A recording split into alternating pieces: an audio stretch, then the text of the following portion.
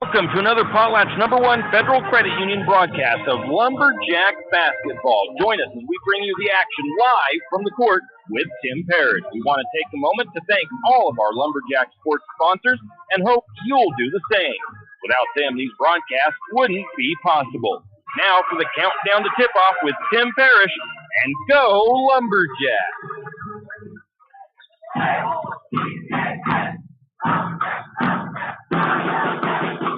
And welcome, Lumberjack fans. Tim Parrish here with Clark Grogan tonight as we made the long, scary trip down to Plummer, Idaho. You know that Highway 5, man. That's not fun sometimes.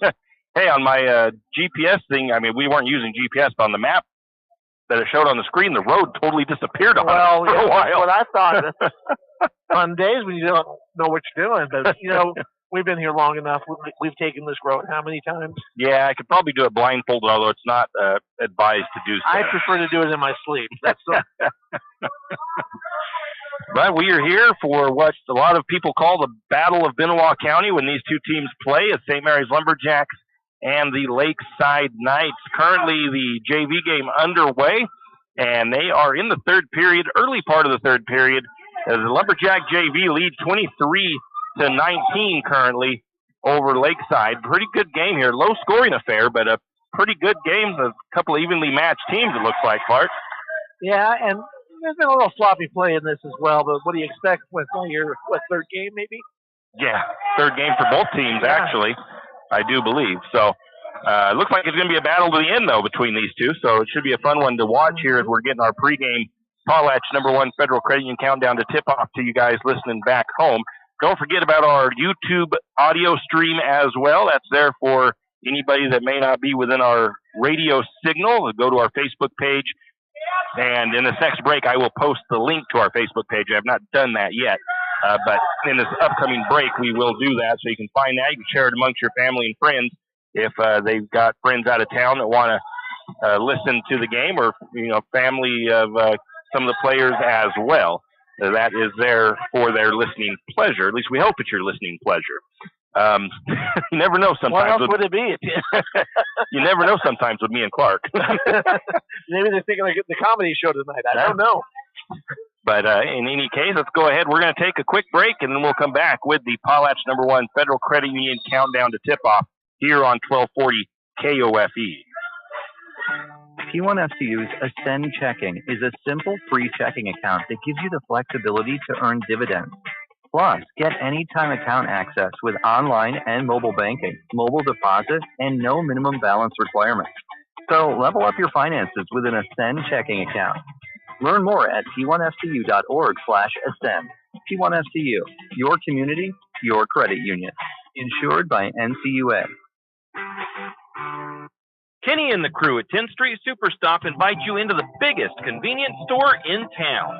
10th Street Superstop is your one-stop shop for gas, propane, snacks, and ice-cold drinks. Stop in for breakfast or lunch, breakfast burritos and pizza to paninis and fajita burritos. 10th Street Superstop has something for everyone. Whether you're headed to a Lumberjack game or out into the woods, 10th Street Superstop is the place to stop for anything you may need. 10th Street Superstop on North 10th Street in St. Mary. Do you have a hazardous tree on your property? Do you need some trees or brush removed in preparation for a home or shop? You need to call Andy's Arbor and Site Clearing. Andy's Arbor and Site Clearing specializes in the removal of dangerous trees, pruning, thinning, and chipping. Andy's Arbor and Site Clearing also has a bucket truck for those hard-to-reach areas. So if you're in need of some thinning, tree removal, and site preparation, call Andy's Arbor and Site Clearing. That's at 208-582-2134. That's 208-582-2134. Andy's Arbor and Site Clearing. With stage 1 and 2 of the sports complex nearly complete, the Lumberjack Booster Club thanks Archie's IGA, Shift and Grind, and the St. Mary's community for their fundraising effort and continued support in making this sports complex come to life. The next stage will be the sprinkler system. The Booster Club Club is looking for new members. If you have kids in high school or soon entering high school, now is the time to get involved with the Booster Club. For more information on how you can help with the sports complex or questions about becoming a member, contact Donnie Masterson at 208-582-1802 or by email at golumberjacks@gmail.com. And as always, go Lumberjacks! Are you an enthusiastic sports fan? Want to have fun and get in on the action? Heck, yes. That'd be awesome. Have great attention to detail? Want to stay active? Definitely. Want to give back to the student athletes in your community? Obviously, yes. Then you'd make an excellent high school sports official. We need more officials in Idaho, because with no high school officials, there are no high school sports. Sign up today at highschoolofficials.com. Archie's IGA is not only a proud supporter of Lumberjack sports, but a proud supporter of the St. Mary's community and shopping locally. When you shop local, you help businesses support other local businesses, as well as helping your local businesses to provide jobs. Did you know that local business taxes help maintain communities and counties by fixing roads and maintaining recreational facilities? Local business owners invest in the community and have a vested interest in the future of our community. So won't you help Archie's IGA by supporting your local businesses and shop locally? Oh yeah, and let's not forget those lumberjacks. Tim Parrish back here at, I forgot the name of the gym here, Clark. I know it's got a name. I can't remember what the name of the gym is, darn it. It might stay on the program or something. I'll look for it, okay? I might go visit someone, go down that dreadful ladder, whatever I gotta do for you. Just because I can. Oh, you don't have to, but I was just trying to remember. I know it's right there on the tip of my tongue, but I can't remember the name of the gym. But anyways, we're here in Plummer at the home of the Lakeside Knights JV game. Right now, the Lumberjack JV boys up 28-25, but they're trying to give it back to Lakeside. They could just, might as well just hand it to them if they shoot. Still in the third period of play, and this is the Potlatch #1 Federal Credit Union countdown to tip-off. Here is a look at the 2A Central Idaho League standings. Kellogg Wildcats currently sit atop league standings and overall standings right now, as they do have a league game under their belt, kind of surprising this early in the season. But they beat Priest River last night, I believe it was, 55-40, and they will be playing at Newport, Washington on December the 19th. So Kellogg 1-0 in league play, 3-1 overall. The Orofino Maniacs up in the top second spot on the standings. No league action for them yet, but they are 2-0. They beat McCall Donnelly 50-48 in their last action, which it's been a while since they played that game. And they are playing Timberline tonight, and they are sixth in the Idaho Sports Power Rankings. The Lumberjacks come into tonight's game with a 2-0 record. They beat Timberlake, the Tigers, 72-64 in overtime on Wednesday. And, of course, they are here at Lakeside tonight. Grangeville, they are not off to a great start for their season. 0-0 in league play, of course. They have not played any league games. 0-3 overall, though. Their last game was a loss to McCall Donnelly by a score of 54-26. And they will be at Moscow on the 10th. They currently sit 22nd in the Idaho Sports Power Rankings. Priest River, the only reason I can see that they are set below Grangeville is because of league record. They are 0-1 in league play, but 2-1 overall. They lost to Kellogg, of course, 55-40. They'll be hosting Sandpoint on the 10th of this month, and that is tomorrow. And they are currently 17th in the Idaho Sports Power Rankings. And we'll give a look at those power rankings. They don't mean nothing really for Idaho sports. The top five power rankings is Marcine, Melba, Kellogg, Wendell, and St. Mary's, the top five in the Idaho sports power rankings.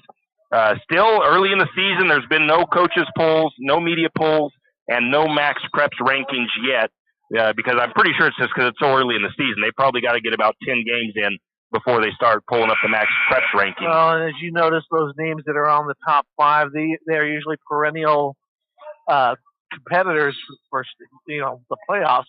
I don't know, honestly.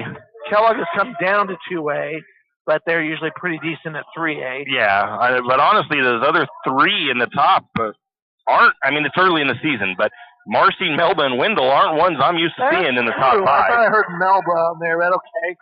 Yeah, Melville was number 2. Yeah, but even they're not one that I'm used to necessarily seeing up there. But it is early in the season also.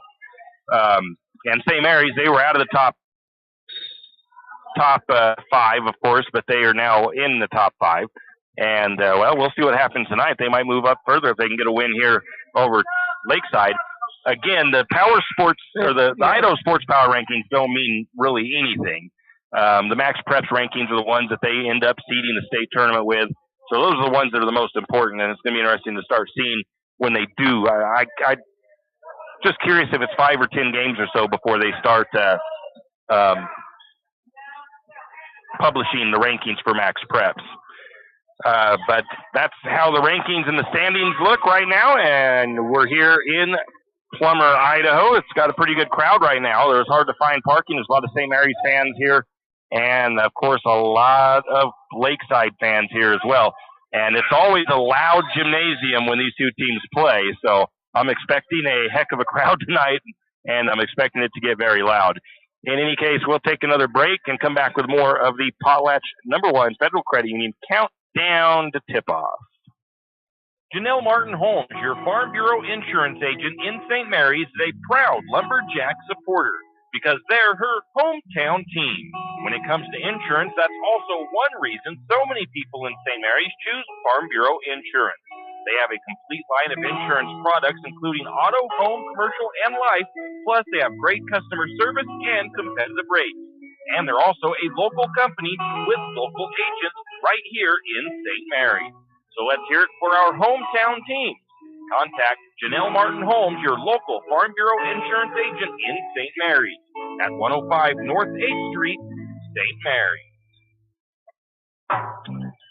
Tax time is here again. I know. It's not your favorite.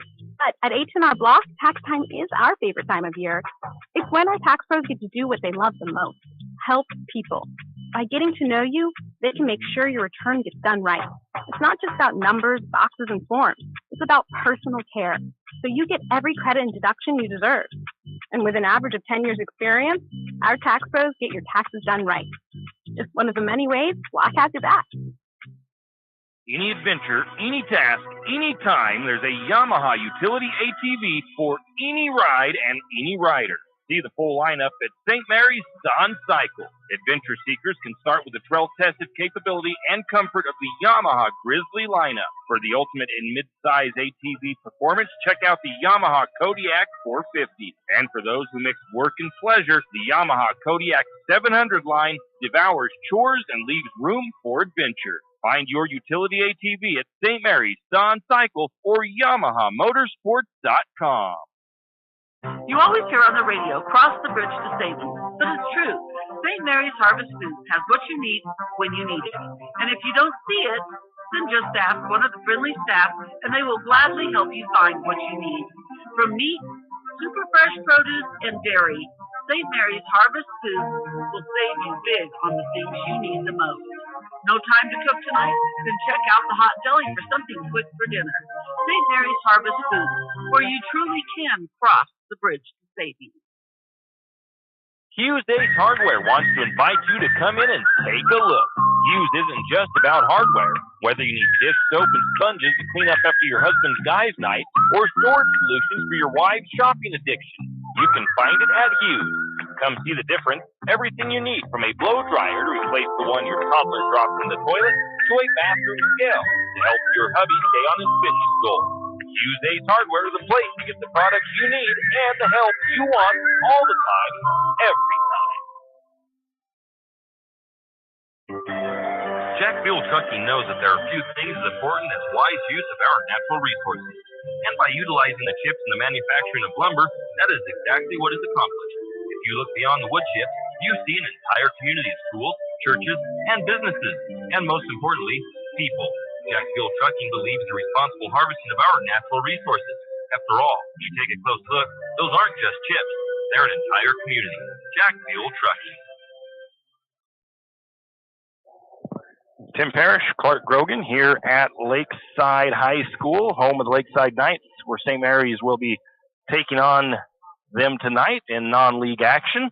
And always, at least the last several years, we didn't play them last year, but last several times these teams have played, they've been high energy, pretty exciting games. JV game right now into the fourth quarter. The third just came to an end. They're kind of in their timeout period between the periods, and the Lumberjack JVs lead 35-26. They had a really tough game in Kendrick, Clark, where they got beat pretty good, but they beat Timberlake the other night, and they're leading right now here in Lakeside. So, like you said, a little bit of sloppy play here and there, but they're a mostly freshman-dominated team. So you're going to see a lot of growing pains as they move up through their first year of high school ball. I've watched these kids when they were in junior high playing, and it's a lot of night and day in the sense of how they play now. They're much better, of course. Yeah. They should, because they've got experience that they have had before. And so, I'm watching these Barta boys play, and I'm just seeing some of the others. It's just kind of fun. Well, I mentioned it off air to you, and I've been thinking about it. There's quite a few guys leaving off that varsity roster next year, and there's a lot of these young guys that are going to have a steep learning curve, because there's going to be several of them that are going to be thrust into the varsity program next year. So, yeah, there's going to be a lot of change, but these kids are smart. They can pick it up. And with Coach Chase and Randy Beckles doing what they're doing, I think they're going to be fine. AJ, thank you. Randy doesn't do much like that. Idaho Sports on their prepcast, they even talked about the fact that with Coach Chase, ever since he's been the leader of the team, as a coach, that they don't seem to ever miss a beat no matter what the turnover. Well, I on the program. What it is, it's a program, and you plug these kids in that best fit the spot in the program. Now, he's been willing to change the program from time to time with the talent that we have. Yeah. So it's kind of fun to watch how he has to adapt every year. But he does a tremendous job, and he's well respected throughout northern Idaho for what he does. Well, and I think the previous success of the other teams breeds current success from the younger players, and they see what it takes to be successful, so they really buy into his program and what he's teaching them to do. Right. So, like I said, there's going to be some kids next year. I mean, like I say, you never want to. It's early this season. These guys got a lot of learning to do, and I'm sure there's going to be a lot of improvement as the season goes on. There's a lot of very capable athletes that have come up and that are freshmen this year, and some of the upperclassmen that are there, but there's only a handful of upperclassmen. There's only a few sophomores and a few juniors. Right. So, but there's a lot of capable athletes on this program, especially, like I said, those Barta boys are pretty good athletes all the way around. Anyways, let's get back into our Potlatch #1 Federal Credit Union countdown to tip off. As going back to the game the other day, the Lumberjacks come into this one 2-0 in the early going after an overtime win versus the Timberlake Tigers on Wednesday. It was a game, Clark, where the Lumberjacks led by 14 at halftime. They led by as much as 17 points at a point in the first half, a couple of times, in fact. And I don't want to take anything away from Timberlake, as they made some adjustments, came out strong in the second half. The Tigers, they shot less than 30% in the first half, Clark, but they finished at 45% at the end of the game. Second half, St. Mary's had some unforced turnovers that helped the Tigers. The Tigers did score 16 points off of 19 Lumberjack turnovers in that game. And St. Mary's didn't help themselves too much. They only scored 8 points off of Timberlake's turnovers. St. Mary's only shot 50% from the free throw line as well. And I do believe still that it was a game that St. Mary's could have won by double digits. Well, if you're going to let them in it by making all those mistakes, so that's unfortunate. Yeah. But I do want to give a hats off to Timberlake, as they continued to battle the whole game, never gave up no matter what their deficit was, obviously. And they made some adjustments, too. You can't say it was all just unforced mistakes and errors by St. Mary's. Some of it was forced stuff that Timberlake forced them in to do it. Exactly. And, the interesting thing, Tim, as I've been here in North Idaho now for over 11 years, is St. Mary's reputation when it comes to basketball is just out there. Everyone knows it. Yeah. Everyone knows it. And, it's nice to say about a program, but at the same time, Timberlake is no slouch. They're going to be competitive at 3A, I'm sure. But Kellogg's not up there this year, so it makes for an interesting. It's only a two-team league over there this year. Dan Bonner's. I don't know what Bonner's has this year. On the positive side of things from that game against Timberlake, St. Mary's they had about 48 rebounds.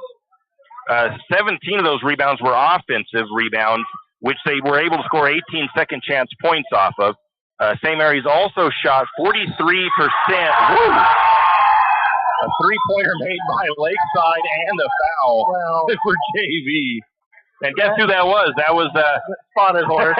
The young Spotted Horse. Well, Mr. Holmes there was a little out of control on defense there.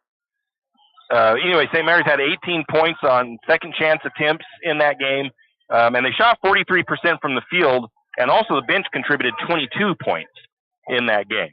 Very healthy to get the bench to come in and do what they need to do as well. It always helps when you can get the bench to put up that many points. So that's just a little bit of a recap of that previous game. We'll take another break. We'll come back with more of the Potlatch #1 Federal Credit Union countdown to tip-off. At Good Neighbor Pharmacy, we're committed to being your good neighbor. Good Neighbor Pharmacy is an independent network of over 3,000 pharmacies throughout the United States, giving us the buying power to compete with the chain stores. We'll fill your prescription quickly and safely, and you're supporting a locally owned pharmacy. Your copays are the same wherever you go. Why not come and visit your locally owned pharmacy professionals? Jack's Pharmacy is your Good Neighbor Pharmacy here in St. Mary's. Come in and say hi. Jack's Pharmacy. High school sports don't just happen. There's a ton of work that goes into every single athletic event. And we have our school's athletic director to thank for a lot of it. Thank you. For scheduling officials, so I can always play the game I love. For ordering quality athletic equipment, so I can stay safe on the field. For mentoring my coaches, so they can be the best role models for me. For coordinating transportation, so I can get focused for the big game. For helping us develop character and learn lessons that will benefit us for the rest of our lives. Thank you to our AD for always creating a positive experience for us. We'll never forget it.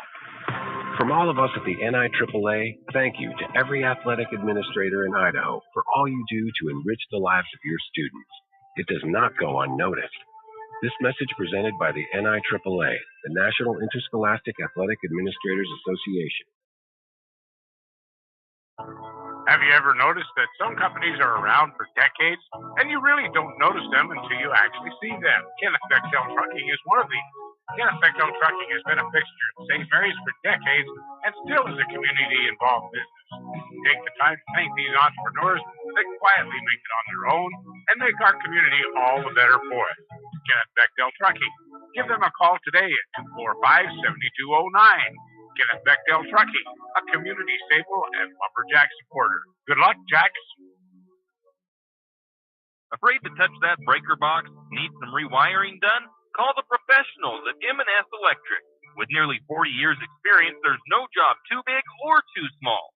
From industrial and commercial to residential and service work, M&S Electric isn't afraid. Serving Benawah, Shoshone, Kootenai, and Latah counties, M&S Electric has you covered. Overhead work? M&S can do that too with their bucket truck. M&S Electric, 408 Main Avenue, St. Mary's. Give them a call, 208-245-3890. No job too big, no job too small. We do them all. M&S Electric. For all your plumbing needs, call Nick's Plumbing and Heating. With Nick's professional staff, you can be assured of guaranteed quality products, installation, service, and repair of all of your plumbing. So if you have plumbing needs or problems, call the good folks at Nick's Plumbing and Heating. Call 245-5460. That's 245-5460. Nick's Plumbing and Heating. Installation, service, and repair when you need it. Nick's Plumbing and Heating, St. Mary's. When you need that morning pick-me-up before work or school, there's one place that comes to mind. It's a place that loves our community, the St. Mary's Lumberjacks, and all the local businesses and people in our village. Shift and Grind in St. Mary's is all about the community.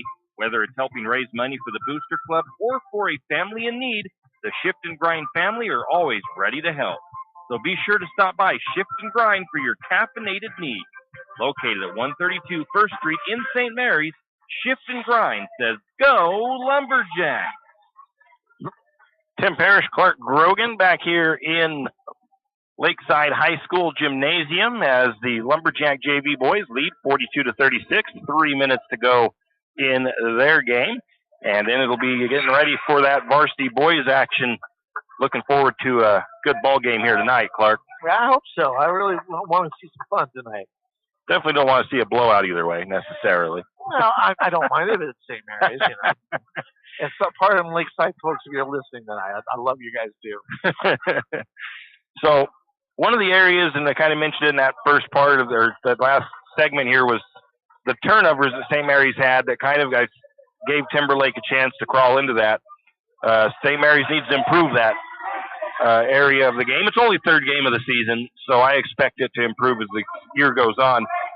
They average, though, right now 18 turnovers a game, which for boys, that's not good. Not a good number at all. Last year, the boys averaged, after the end of the season, they were only averaging 10 turnovers per game. And talked to Coach Chase after the Timberlake game, and we talked a little bit about this game here. And he said that if Lumberjacks want a chance to win here tonight, they're going to have 12 or less turnovers to help them. He said otherwise it could be a long night for them. So some of the turnovers in that game against Timberlake were trying to get a little bit fancy with some of your passes, some stuff like that went on, and trying to get creative. I mean, there were some incredible looking passes that would have been awesome if they would have worked. Yeah, but we need to be cute. It didn't work on a couple of occasions, and like you said, the cuteness sometimes ends up costing you a game if you try to get too funny with your ball handling stuff. But like I said, he said 12 or less would be a key tonight as far as turnovers are concerned. There's a lot of other keys that have to be hit in order to beat a team like Lakeside as well. So we'll maybe try to talk a little bit about those as we get through here. Foul numbers, they're a tad high as well, though, Clark. St. Mary's averaging, I'm just going to call it 17 fouls a game. And St. Mary's a little bit lacking on depth somewhat on the bench. You don't want to get anybody in foul trouble.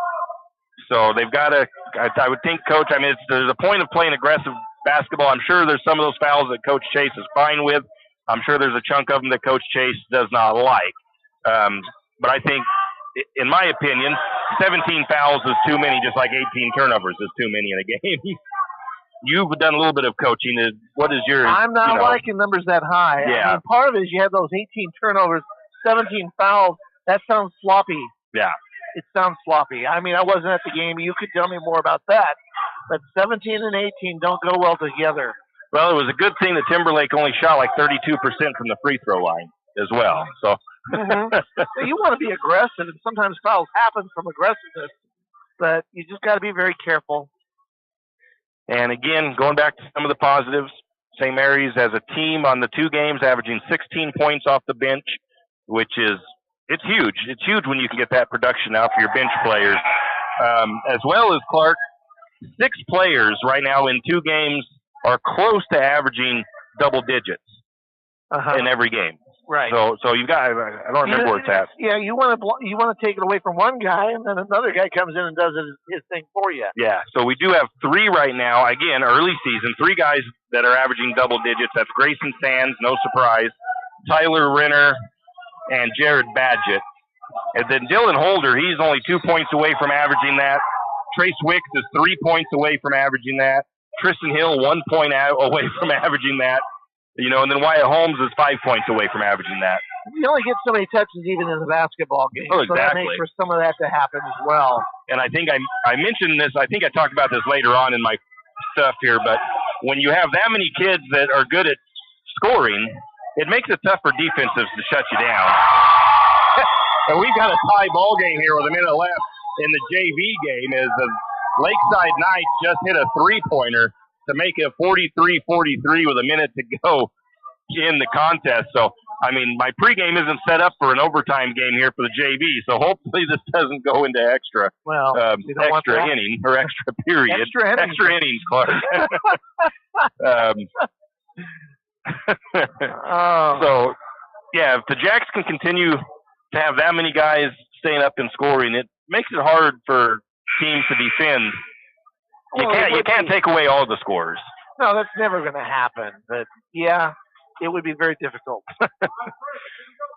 So this is the Potlatch #1 Federal Credit Union countdown to tip-off. We're going to take a quick break as this game really interesting here at the end, all tied up for the JVs, 43 apiece with 1 minute to go in the fourth. Looking for future leaders we can believe in? Look no further than the high school student athletes right here in Idaho. High school sports teach young people how to be effective leaders. It includes learning to listen, accepting responsibility, being a good role model, and it's about respect. The result, it transcends sports. It gives us hope for the future. This message presented by the Idaho High School Activities Association and the Idaho Athletic Administrators Association.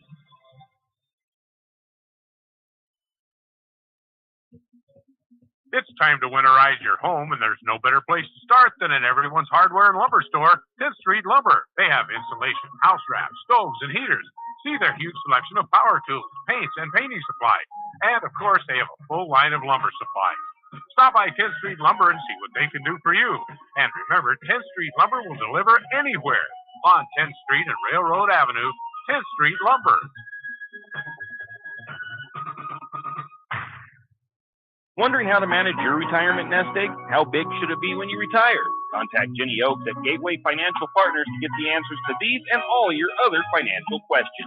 The securities and advisory services offered through LPL Financial, a registered investment advisor. Member FINRA SIPC. With over 30 years of financial planning, give Jenny Oaks a call at Gateway Financial Partners today. The guidance is free. The experience is priceless. Call 245-5255. Triple X Feeds in St. Mary's is your one-stop farm and garden shop. Everything from pet supplies to livestock feeds and supplies, Triple X Feeds has it. Horse supplies, they have that also. From saddle pads to bridles, Triple X Feeds can set you up. Triple X Feeds now has hay and alfalfa in stock as well as straw. Triple X Feeds, located at 130 East College Avenue in St. Mary's, open 8 to 5:30 weekdays and 9 to 5 on Saturdays. Triple X Feeds, a proud Lumberjack sports broadcast sponsor. St. Mary's Realty is a St. Mary's icon. Why? Because they are a team. They work for you. And they've been a team for many years. Whether you are buying your first home, looking for a recreational cabin, or selling your current home, St. Mary's Realty puts their team on it for you. So stop in or give them a call today at 245-4502 and let their team be your team. That's St. Mary's Realty at 726 Main Avenue, St. Mary's. Financial investments are very important, but so are the investments of time, patience, and encouragement our young athletes receive from their coaches, teachers, and mentors. Heidi Kruger, your St. Mary's Edward Jones financial advisor, understands this. That's why Heidi Kruger is a proud sponsor of the Lumberjacks on KOFE. For all your investment needs, call 208-755-5294 or visit edwardjones.com. Edward Jones, member SIPC. And we are back, and that was kind of a mistake by a young player there for St. Mary's. He forgot that he could go into the back court on that inbound pass, and he thought he was trying to save it back into the front court, and ended up throwing the ball away. And we had a travel then called on St. Mary's. It was ended up being a turnover on the JV, an easy lay-in for the Knights, and I gave them the 45-43 lead here as this thing getting ready to wrap down. 1.5 seconds on the clock, so just a mistake from a young player there, Clark. Yes, it was. And they're just going to run the ball around out there. And St. Mary's, that was a heck of a game. Few too many mistakes from the young Lumberjack squad. And the JV Lakeside Knights take it from St. Mary's at the end, 45-43. And like I said, that was just unfortunate that he forgot that he could go into the backcourt on that inbound pass. What I saw is he did put his foot down, though, on this side with touching the ball, and that makes his other half go away. What if he's established somewhat in the front court? As he had touched the ball and his foot was on this side of the front court, the back court is no longer a possibility. It's good to know. Still, he should have come back into the back court to receive that pass. Just all the way into the backcourt, yeah. Yes, exactly. Well, that's a learning moment for a young JV squad there. I'm sure Coach Bechtel will learn them up on that one pretty good in the next couple practices as both varsity teams now out on the floor warming up. And right now with St. Mary's, I don't see the Barta boys warming up with the varsity squad, but I'm sure a couple of them will join them here in a little bit as they will get things going. Anyways, now we're going to look at statistics so far early season. The Lumberjacks averaging 69 points per game in their first two games, and they're only allowing 48 points per game in their first couple of games. I'm pretty sure I adjusted that, right? That's a nice point differential, if that's what it is. For some reason, I want to think it was 56, and maybe I didn't change that. It should show on here. Let me see, double check. There it is up on the top. 56. For some reason, I didn't change that on here. So St. Mary's averaging 71 points per game, and they're allowing 56 points. Still a good differential. Nice margin. 15 points is a nice one to have for a buffer that can go on all season long. Some other team averages: the Lumberjacks Clark shooting 42% from the field. As far as I know, that's a pretty solid Nothing field wrong with goal that. number. 31% is not bad from three-point range. No. 64% free throws. You know, as we're used to St. Mary's sometimes being in the 50s, so I'm sure Coach that's a give. takes 64. I would rather get a whole lot better with that still. Yeah. If you can shoot outside like that, you should be able to do a free throw. Exactly. 46 rebounds per game, so they're dominating the board. 15 assists per game, unselfish play. And then you got that 18 turnovers and 11 steals per game. That's the Lumberjacks numbers for you. Mm-hmm. So their opponents in the first two games are shooting 39% from the field, still a good number. 18% from three-point range and just 52% from the free throw line. But the opponents are only averaging 28 rebounds, 6 assists. They're averaging 13 turnovers, still too many turnovers, and 7 steals per game for opponents. Uh-huh. Individually, in scoring for the Lumberjacks, Grayson Sands so far in 2 games has averaged 19 points per game. Tyler Renner has averaged 14 points per game. Jared Badgett has averaged 11. Tristan Hill has averaged 9. Dylan Holder's averaged 8. Trace Wicks has averaged 7. Wyatt Holmes has averaged 5. All of those guys are seniors except for Holmes, who is a junior.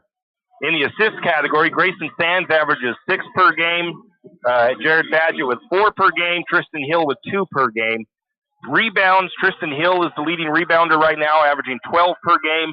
Grayson Sands is averaging 9 per game, with Holmes averaging 6, Renner averaging 5, Trace Wicks averaging 4. Steals, Sands averages 3, and then Badgett, Holder, and Renner and Wicks each average 2 steals per game.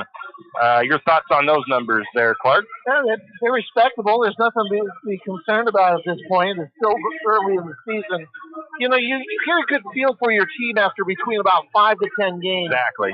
And, you know, with the Christmas break coming up here very soon, that's going to kind of put a halt on some of what we can find out about them. But I'm optimistic for what I'm seeing out here. You got senior leadership. And what was our state championship team? Senior leadership. Yeah. So that's going to make a lot of difference again this year as they compete in district. It should be an interesting district this year, having both Kellogg and Priest River now added to the fold.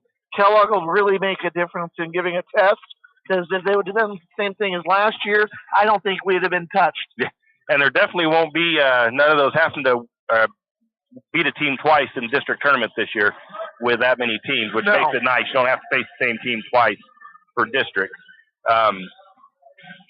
I had something I was going to say. One thing that I've been told and I've heard about this team, too, with St. Mary's is, and I'm not saying that the previous teams didn't get along, but I've heard a lot of them talking about the fact that this group of kids gets along a lot better than some of the previous teams. Because, I mean, it's high school. You're going to have some, you're not always going to get along perfectly fine with every teammate. Well, Tim, I've gotten to teach some of these kids when they were in 8th grade at the middle school.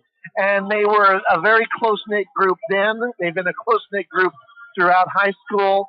And so it's only fair that they take it out here onto the court as well. Exactly. And both teams out here warming up. We've got a couple of floater players out here with the Bartas and Xavier Sloper warming up with the rest of the varsity guys. And we got 14 minutes of time to get through here to I'm not going to say kill, but to run through with our pregame show still. I think I'm actually pretty good on timing. So. Well, if Amber doesn't want to listen to our thing, come back in about 14 minutes. That's when everything relevant will happen here.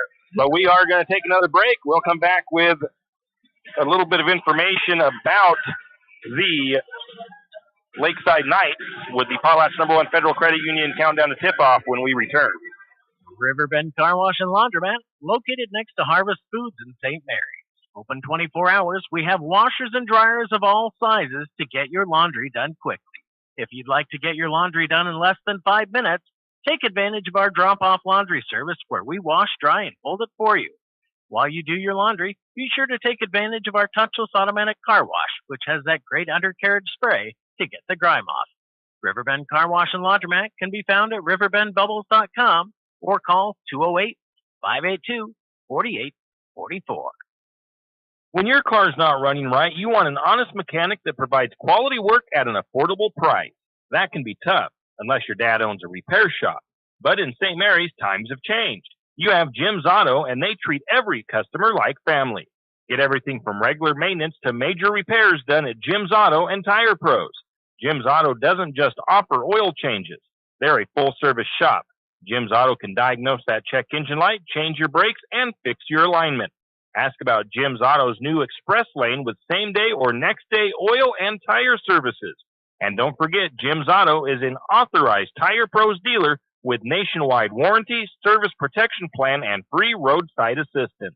Jim's Auto and Tire Pros located at 69 Milwaukee Road, St. Mary's. The holiday season is coming quick. Start your holiday shopping today at Timber Country and the Country Fair in St. Mary's. Timber Country is loaded with deals on hunting clothes, workwear, and much more, including brands like Carhartt. Over at the Country Fair, they have great deals on fall fashion, clothes for all ages, and lots of toys priced for the holiday season. That's Timber Country and the Country Fair located on Main Street in St. Mary's, your one-stop shop for holiday cheer. And remember, support your local businesses. T1FCU's Ascend Checking is a simple free checking account that gives you the flexibility to earn dividends. Plus, get anytime account access with online and mobile banking, mobile deposit, and no minimum balance requirements. So level up your finances with an Ascend Checking account. Learn more at t1fcu.org/ascend. T1FCU, your community, your credit union. Insured by NCUA. Kenny and the crew at 10th Street Superstop invite you into the biggest convenience store in town. 10th Street Superstop is your one-stop shop for gas, propane, snacks, and ice-cold drinks. Stop in for breakfast or lunch, breakfast burritos and pizza to paninis and fajita burritos. 10th Street Superstop has something for everyone. Whether you're headed to a lumberjack game or out into the woods, 10th Street Superstop is the place to stop for anything you may need. 10th Street Superstop on North 10th Street in St. Mary's. And we are back. Tim Parrish, Clark Grogan here at the home of the Lakeside Knights, which, once again, I cannot remember the name of the gymnasium here. Trying to figure it out, but I cannot. It's just right there, and I just cannot remember what it was. I thought it used to be, I think it's written down somewhere like on the wall outside. Not that big of a deal. Not going to worry about it too much. Taking a look at the Lakeside Knights, though, Clark, they are of the 1AD1 Scenic Idaho Conference. Their head coach is James Two Teeth in his 6th season as the head coach. State titles for them, 1997 and 2020, which you weren't there with me for that year. I called that game, that state championship game in 2020. Yeah. You were there with me the following year. Correct. When they ended up playing in the third place game. We didn't actually broadcast their third place game. I thought we did, but they played at 11:30, and St. Mary's won the championship that year. Yeah. Their game was at noon, so we didn't call both of those No, we games. were not going to go back and forth on that one. But they had a pretty good run at the state tournament that year. I think that was when Day Higgins was injured. He was. And I really think that if they would have had him, I think they would have had back-to-back state titles. I would completely agree with you. 2021. And in the game they lost, Spotted Horse was in foul trouble. And there were a couple of those fouls that were just, you were wondering, scratching your head about. So he's had a pretty successful several years, 6 years with the Knights. They are 2-0 this year with an 86-20 win over Mullen and an 81-59 win over the Timberlake Tigers. They were 14-4 last year. The Knights average 84 points per game in their first 2 games, and they're only allowing 40 points per game. You know, and they go 14-4, and they don't qualify for state. That's a head scratcher all by itself. Exactly. Returning players, and one that we've seen for several years. He must have been a freshman when I first started covering some games. Vander Brown. It was Vander Brown. He's a heck of a basketball player. Leading this team this year is, I think, the only senior on. Well, no, I think they have maybe a couple of seniors on their roster. They have 2 that I see on here.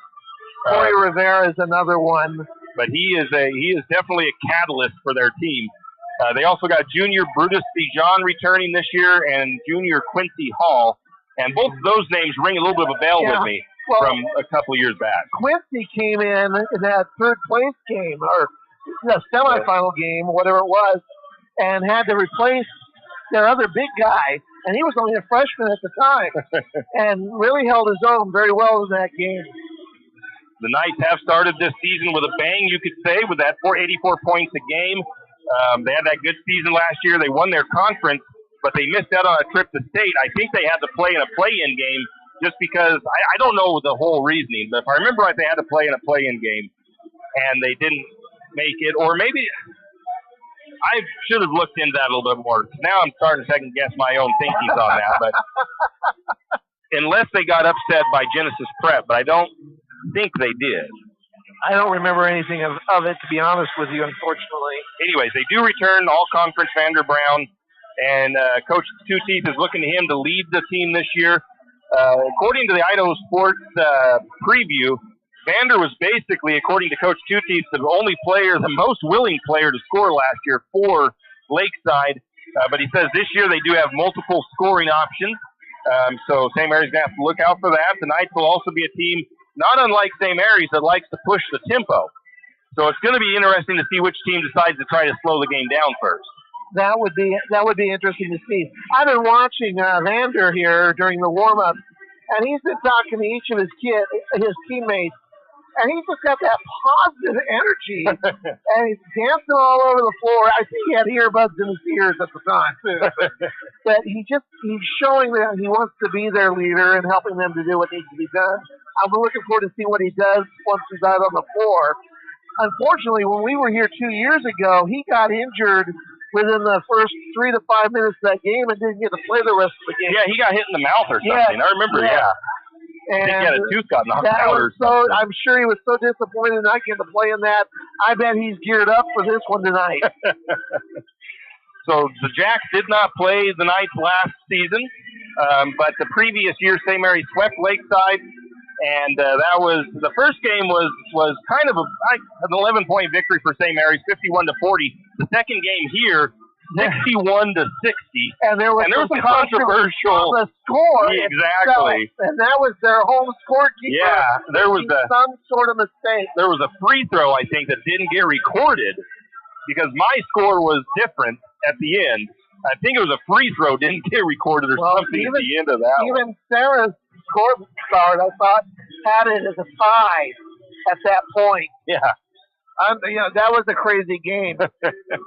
So, Clark, what are your keys, do you think, for St. Mary's tonight to get a win? They can't play where they're going to give the ball over like they said. And as Coach Chase is saying, I really respect him a lot.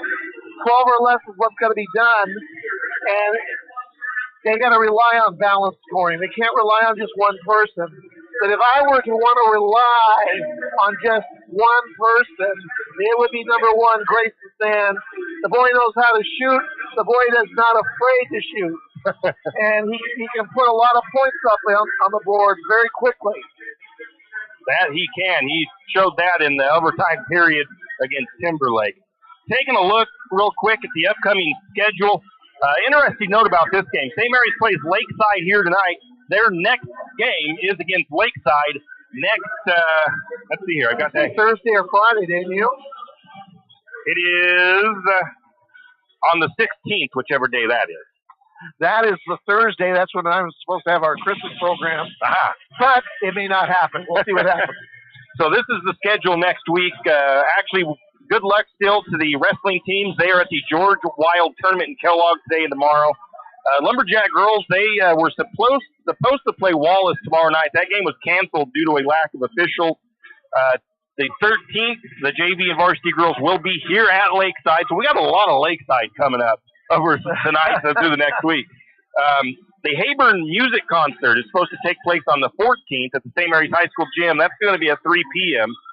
The JV and varsity girls will then host Genesis Prep on the 15th, 5:30 and 7 o'clock. Then the varsity and JV boys hosting Lakeside in St. Mary's, 5:30 and 7 o'clock on the 16th. And the 17th, it'll be wrestling, varsity wrestling at Grangeville, JV wrestling at Lakeland for the JV tournament. So that is the upcoming schedule for your Lumberjacks. The girls played a game. They've been competing fairly well in their first 3 games of the season, but they took a tough one this week against Potlatch. They lost, I think it was 50-18.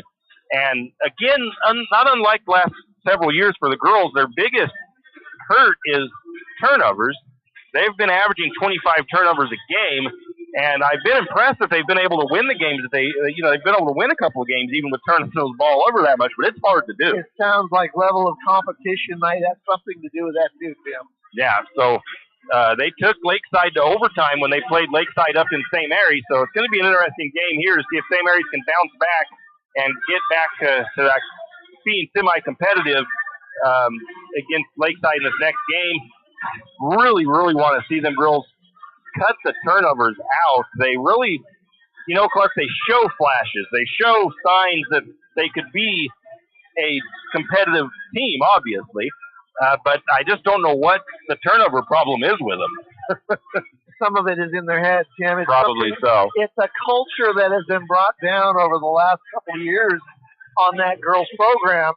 And I'm hoping that coach is going to be able to change that. Yeah. And so she's been with them before. She's been brought up with them in a sense. Yeah, she's been the JV coach the last 4 years. So they know what to expect from their coach. And I'm hoping that they will respond to her in that way. They're going to need to. We're going to take a quick break. We'll come back with the starting lineup. Do you have a hazardous tree on your property? Do you need some trees or brush removed in preparation for a home or shop? You need to call Andy's Arbor and Site Clearing.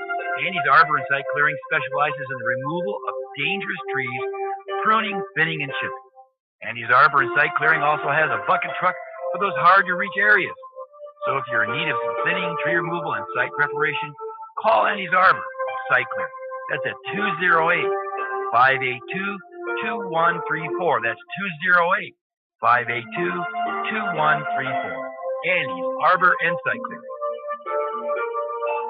With stage 1 and 2 of the sports complex nearly complete, the Lumberjack Booster Club thanks Archie's IGA, Shift and Grind, and the St. Mary's community for their fundraising effort and continued support in making this sports complex come to life. The next stage will be the sprinkler system. The Booster Club is looking for new members. If you have kids in high school or soon entering high school, now is the time to get involved with the Booster Club. For more information on how you can help with the sports complex or questions about becoming a member, contact Donnie Masterson at 208-582-1802 or by email at golumberjacks@gmail.com. And as always, go Lumberjacks! And we're going to go ahead and bring it back right now, and I'm not sure if they're going to do a national anthem or if they're going to do a Pledge of Allegiance or if they're going to have somebody sing the national anthem, but we'll go ahead and come back here and we'll get the national anthem hopefully live for you as well. But both teams now with their coaches as they're getting some final instructions before the national anthem and starting lineups are announced.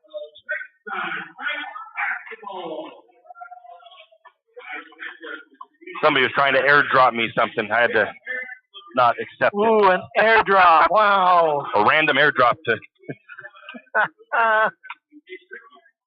Okay.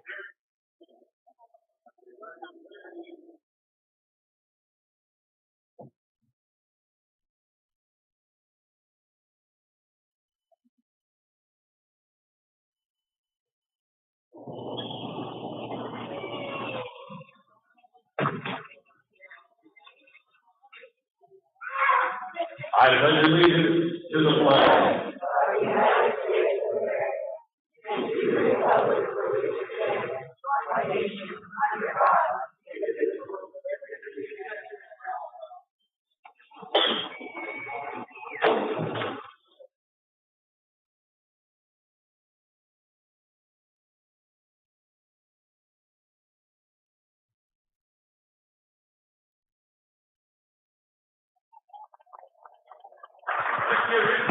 And they did the Pledge of Allegiance instead of the national anthem. So now we'll get the starting lineups for your Lumberjacks first. It'll be senior guard, 6-foot senior guard, number 1, Grayson Sands, starting for Lumberjacks. 5'9" senior guard, Jared Badgett, number 2. 6'1" senior guard, number 5, Dylan Holder. 6'6" senior post, number 22, Tyler Renner. And also starting number 55, the 6'6" senior post, Tristan Hill.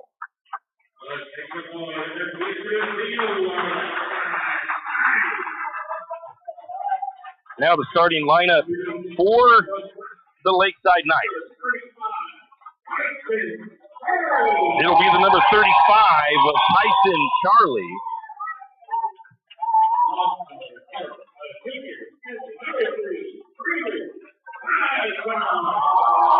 The number 3 of Brutus Saigon.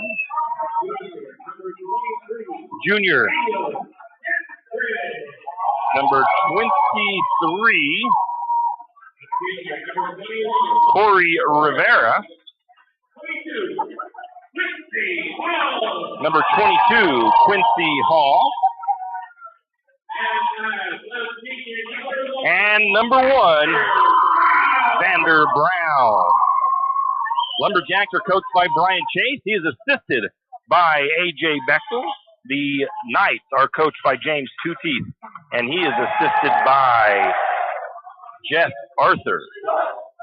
Lumberjacks in their road green uniforms. They will be going left to right on your radio dial, as the Knights in their white and black will be going right to left.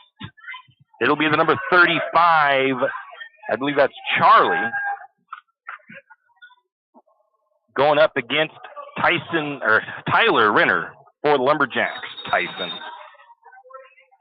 Opening tip is up, controlled by the Lumberjacks into the hands of Grayson Sands. He waits for his offense to get down the floor, and they start setting it up. Down inside to Renner.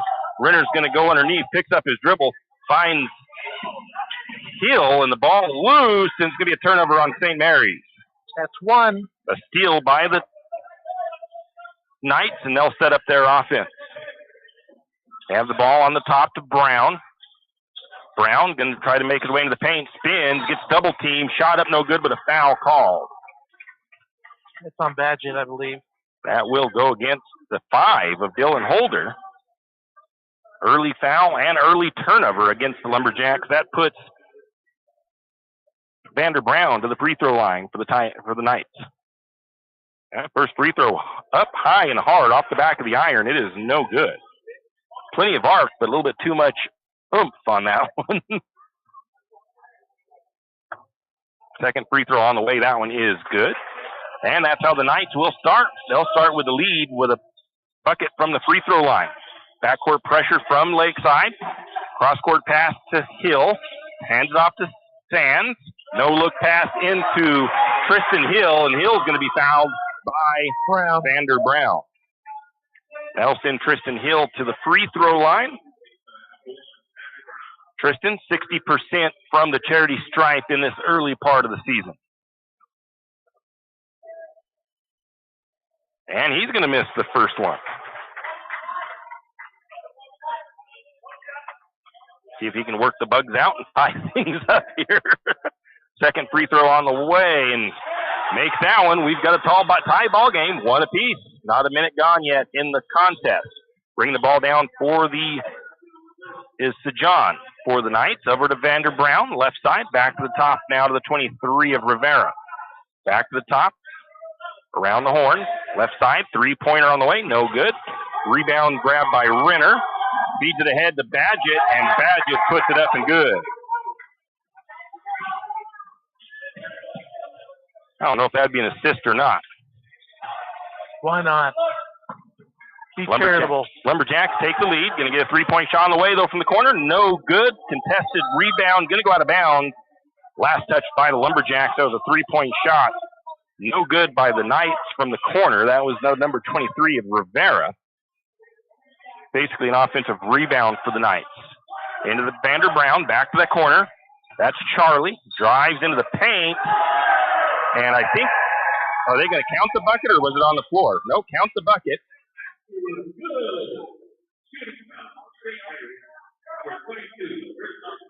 That was number 35 of Charlie. The foul goes against Charlie. The foul goes against Renner. Free throw up and good. 4-3. Lumberjacks trail by 1. Sands with the ball. Again, backcourt pressure from the Knights. Long cross down court pass, almost out of bounds, and St. Mary's almost turns it over. There was a good look, but just couldn't quite handle it. Over to Sands. Sands, three-pointer from the left side. It's good. I did not see who gave him the assist. I think it was Hill or Renner. I think it was Renner. St. Mary's retakes the lead 6-4. Vander Brown to the free throw line, kicks it out to the corner. Looking back inside, tipped out by Hill. Going to get a steal by the Lumberjacks. And then St. Mary's turns it back over. I didn't see who turned it over for the Lumberjacks.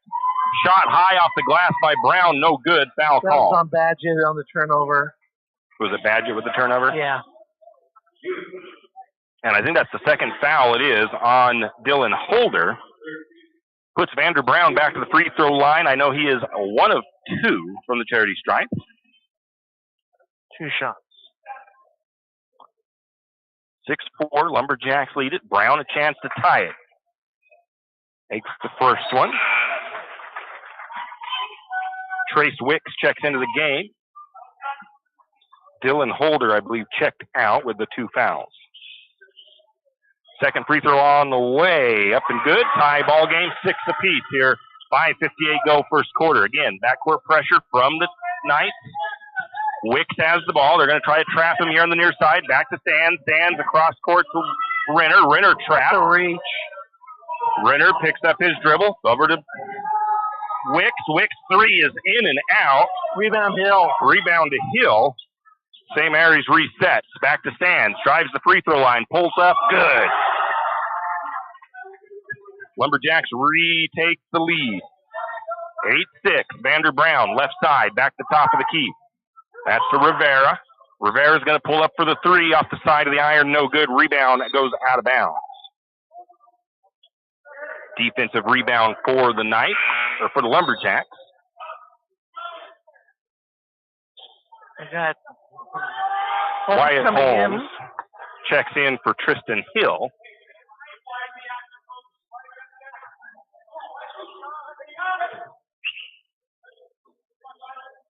Lumberjacks dealing with some backcourt pressure once again. Renner splits a couple of defenders, comes up short on the shot, though. Rebound to the Knights. Coming the other way. Going to get a travel, no call on that, but a charge. Grayson Sands will take the charge. That was on Charlie.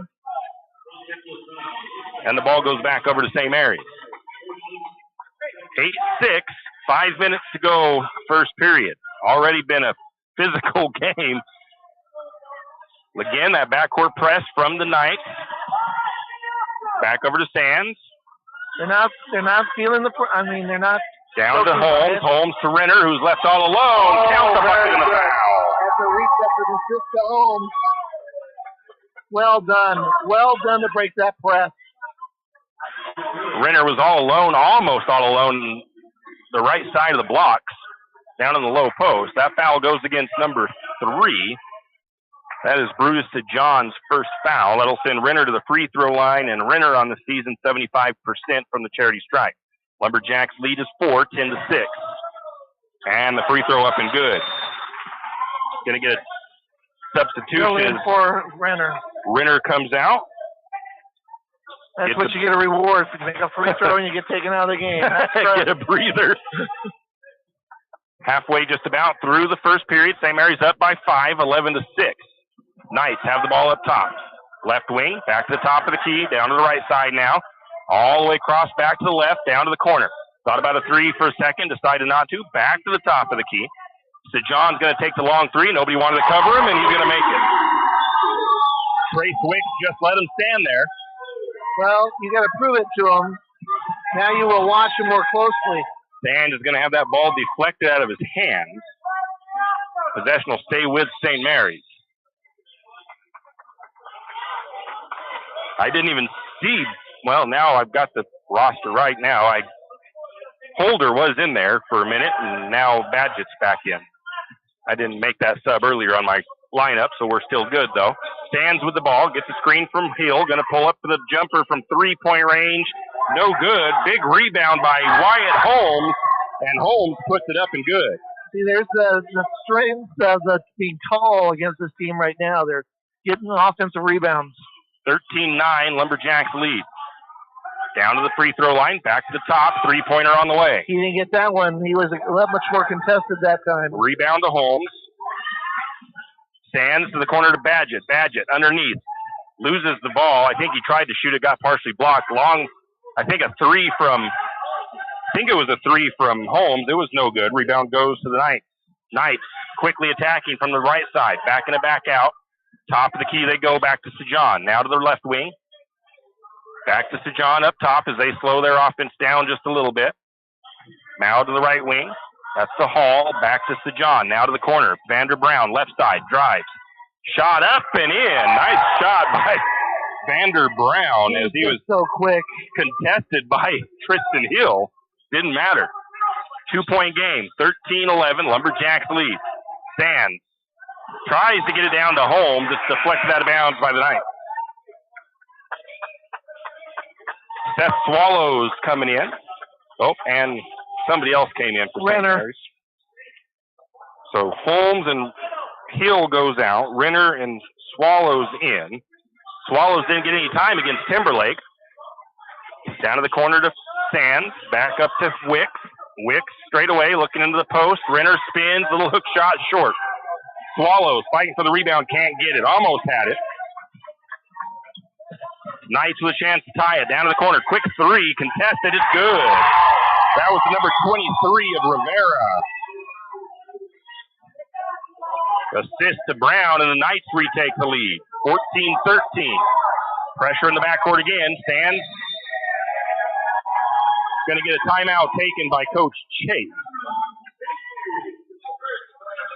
2:25 to go, first quarter, and it's been a good game so far, Clark. It's not disappointed, I'll tell you that.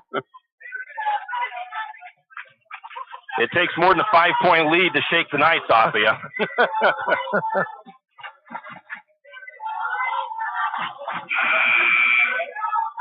Been fairly clean. I guess I shouldn't jinx it, but after an early turnover or two from St. Mary's, it's been both teams have cleaned it up as far as that side. I thought the trap on Renner, there was a little bit of pushing and shoving on the part of the Lakeside double team that was on that. But other than that, no real complaints. So Lumberjacks will try again to get, well, it looks like the Knights are going to not put any pressure in the backcourt this time. Well, they've had it broken several times now. I think they realize they're going to have to mix and match a little bit with what they want to do on defense. Wicks to Sands. Sands here on the right side now, just down below us. More of a 2-3 going on right now. Over to Badgett. Badgett, head fake, gives it back to Sands. Sands real close to that timeline. Back over to Wicks. Wicks for a deep three. It's off the back of the iron.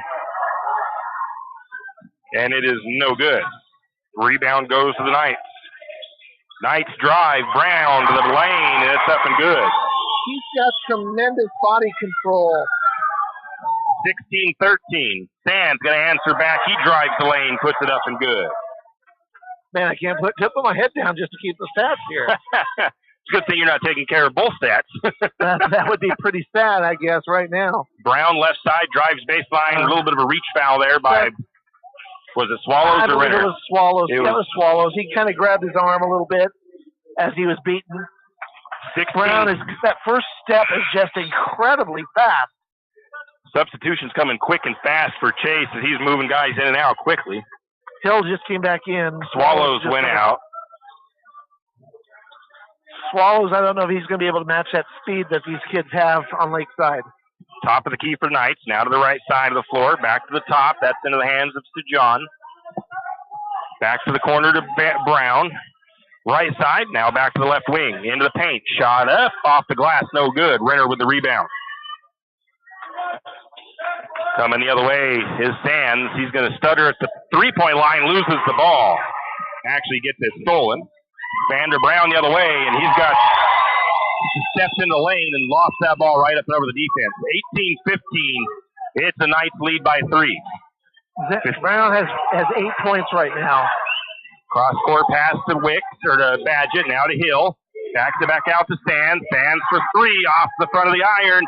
Rebound tipped out by Renner, though. Right over to Hill, who scored the 2. Wow, this game is fast and furious. Shot up, no good by the Knights. I think that was a 2-pointer. Rebound went to Sands. 27 seconds on the clock. To the corner, Wicks for 3, wide open, long. Chase lets them shoot the 3s, but they're not hitting them too much yet. 3-pointer on the way by Sajan, now in short. Rebound goes right to Sands. One shot. 9 seconds, 18-17. St. Mary's trails. Another 3 on the way. No good, but he'll be fouled. Wicks a little bit slow to get up. He got hit right in the chest. That foul goes against the 3 of Sajan. And that'll be 3 free throws for Trace Wicks. And Wicks. That's John's second personal. Wicks 50% from the charity stripe on the season.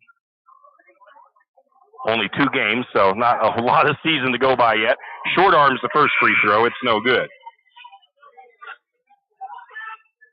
Substitute for Lakeside, I think.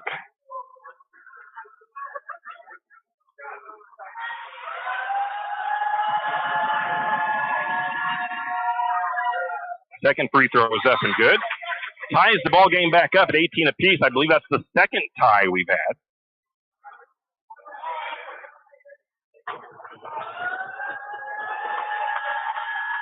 .5 on the clock, first period. Lumberjacks tied with the Knights, 18 all. Free throw on the way, that one's up and good. Lumberjacks break the tie. Wicks comes out. You go into a man press here.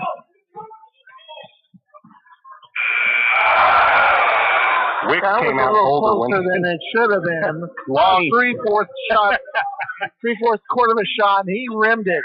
At the end of the first quarter, it's St. Mary's leading 19-18 in a tight ball game with the Knights. We'll be back. Are you an enthusiastic sports fan? Want to have fun and get in on the action? Heck, yes. That'd be awesome. Have great attention to detail? Want to stay active? Definitely. Want to give back to the student athletes in your community? Obviously, yes. Then you'd make an excellent high school sports official. We need more officials in Idaho, because with no high school officials, there are no high school sports. Sign up today at highschoolofficials.com. Archie's IGA is not only a proud supporter of Lumberjack sports, but a proud supporter of the St. Mary's community and shopping locally. When you shop local, you help businesses support other local businesses, as well as helping your local businesses to provide jobs. Did you know that local business taxes help maintain communities and counties by fixing roads and maintaining recreational facilities? Local business owners invest in the community and have a vested interest in the future of our community. So won't you help Archie's IGA by supporting your local businesses and shop locally?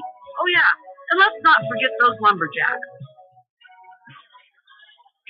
And we are back. Both teams 46% shooting in the first period of play. Grayson Sands with 7 points already for the Lumberjacks. Vander Brown with a 3 from the corner off the back of the iron. Rebound, though, to the Knights. Shot up again, no good. Vander Brown with the rebound again. Knights on offense still. Back to the top of the key to Sajan. Now to the free throw line. Defense there, though. Back to the top. Sajan now to the right wing. 3-point on the way. It is up and good by the 22 of Quincy Hall. And what talent's going on here by Lakeside so far? 3 guys with 3 points. 21-19, three-pointer on the way. It's up and good by Badgett with the assist from Holder. I'll counter that one, right? That's what we got going on there. 22-21. Pass almost stolen by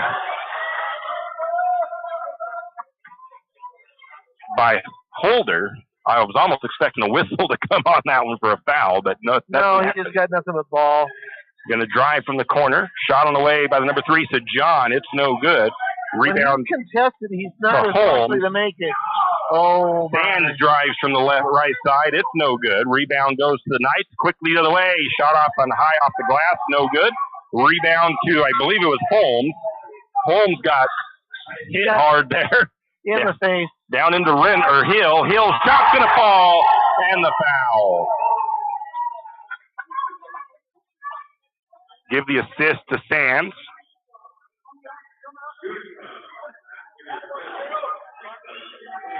That foul goes against 23. Rivera. Free throw up, in and out. Rebound to the Knights. 21-24. Tip on that, though. Jump shot pull up off the glass and good by the 35 of Charlie. He just pulled up right in the paint, lost his defense, and banked it in. 24-23 Lumberjacks lead. Holder drives, kicks it out to Sands. Sands left side drives. Shot up and good from Sands. Just trading buckets here. Out to the Whoever court. has the ball last tonight's going to win. So John, left wing, picks up his dribble, goes to the top of the key to Charlie. Charlie swings over to the 23 of Rivera. Back to John. Working it around the perimeter right now is the Knights. Still keeping it around the perimeter. I don't think Vander Brown's been off the floor tonight either. Well, I don't think they have a lot of depth coming off their bench. Back to Brown. Thought about a 3 for a second. Defense collapses. Steps in. Gets the defense to collapse. Finds Rivera, I think it was. 3-pointer no good. Rebound to Sands. Down to the corner to Badgett. Badgett's 3 won't fall. Offensive foul. No, wait. It's a foul, but it's against. It's on Hill, I think. It's on Hill. I thought it was. Pushed Brown out of the way to get that ball. But Brown sold it. I'll say that. First foul against Holmes, or Hill. Trace Wicks comes back in.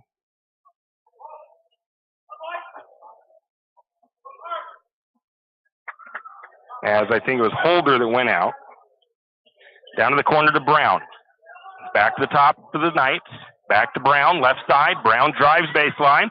Gets through defense, but a block shot by I think it was Holmes, but he got his own rebound, still able to put it up and good. 25-26, Jack's lead is 1. Badgett drives right side, steps into the lane, going to get fouled, and see if he's going to get shots on that. No, they're saying it's on the floor. He was in. Wouldn't that be considered the act of shooting, though? He said it wasn't, and you want to ask him, you can. But that's on Hall, and that's his first 16 foul for Lakeside, so it's going to be interesting. Sands inbound, goes to Renner, right side, back to Wicks, now to the corner to Sands. Sands for 3, long on the 3. Rebound to the Knights. Little stutter step, jive to the lane, shot no good. Offensive rebound, though, by the Knights. They'll start over, and Vander Brown counts a bucket in the foul for Brown. I don't know about that call, though. I thought Holmes was standing his ground on that pretty well. First foul against Holmes. 27-26 as the Knights reclaim the lead. The timeout taken, I believe, by St. Mary's. We'll take it, too. We'll be back. Janelle Martin Holmes, your Farm Bureau insurance agent in St. Mary's, is a proud Lumberjack supporter because they're her hometown team. When it comes to insurance, that's also one reason so many people in St. Mary's choose Farm Bureau insurance. They have a complete line of insurance products, including auto, home, commercial, and life. Plus, they have great customer service and competitive rates. And they're also a local company with local agents right here in St. Mary's. So let's hear it for our hometown team. Contact Janelle Martin Holmes, your local Farm Bureau insurance agent in St. Mary's at 105 North 8th Street, St. Mary's. And we are back in 4:48 to go before halftime, 27-26 Lakeside with the current lead. And I looked down here at the timeout, and it was Bechtel talking to Coach Chase. They backed out away from the huddle a little bit. Chase right now has a smile on his face. I think he's enjoying this matchup at the moment. It's very much a close-knit game here tonight. I'm really enjoying it myself. I think standing up is a good thing for right now. Well, for a minute at least, huh? Now, with me and my back, you better believe it tonight. So we'll see how that goes. So Vander Brown at the charity stripe for the Knights. He has one shot. Could give the Knights a 2-point lead here.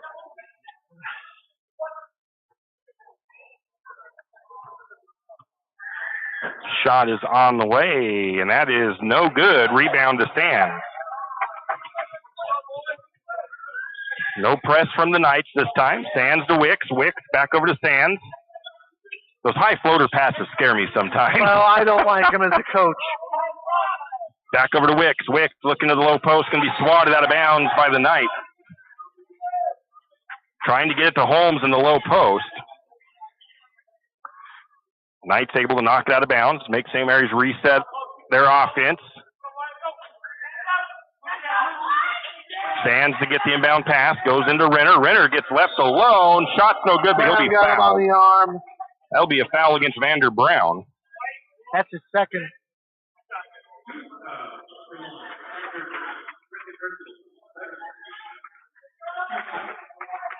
I need to clear the floor. I need to figure out who's out there for Lumberjacks. Renner, Holmes, Wicks, and Badgett.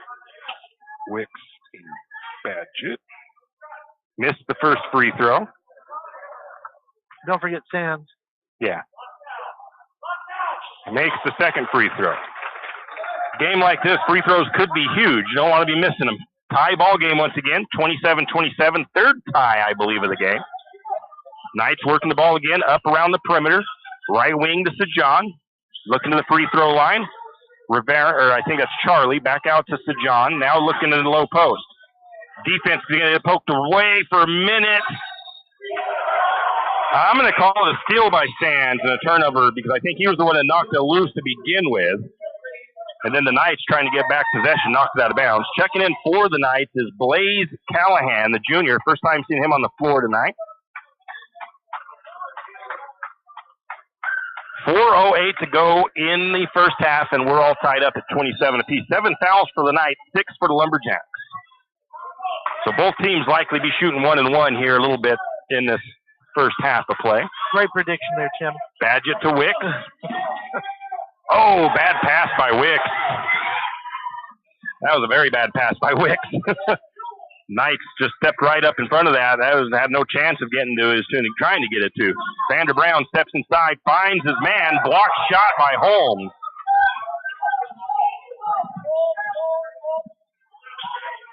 Holmes blocks it, rebounds it, gets it out to Sands. Sands for three, back of the iron, no good.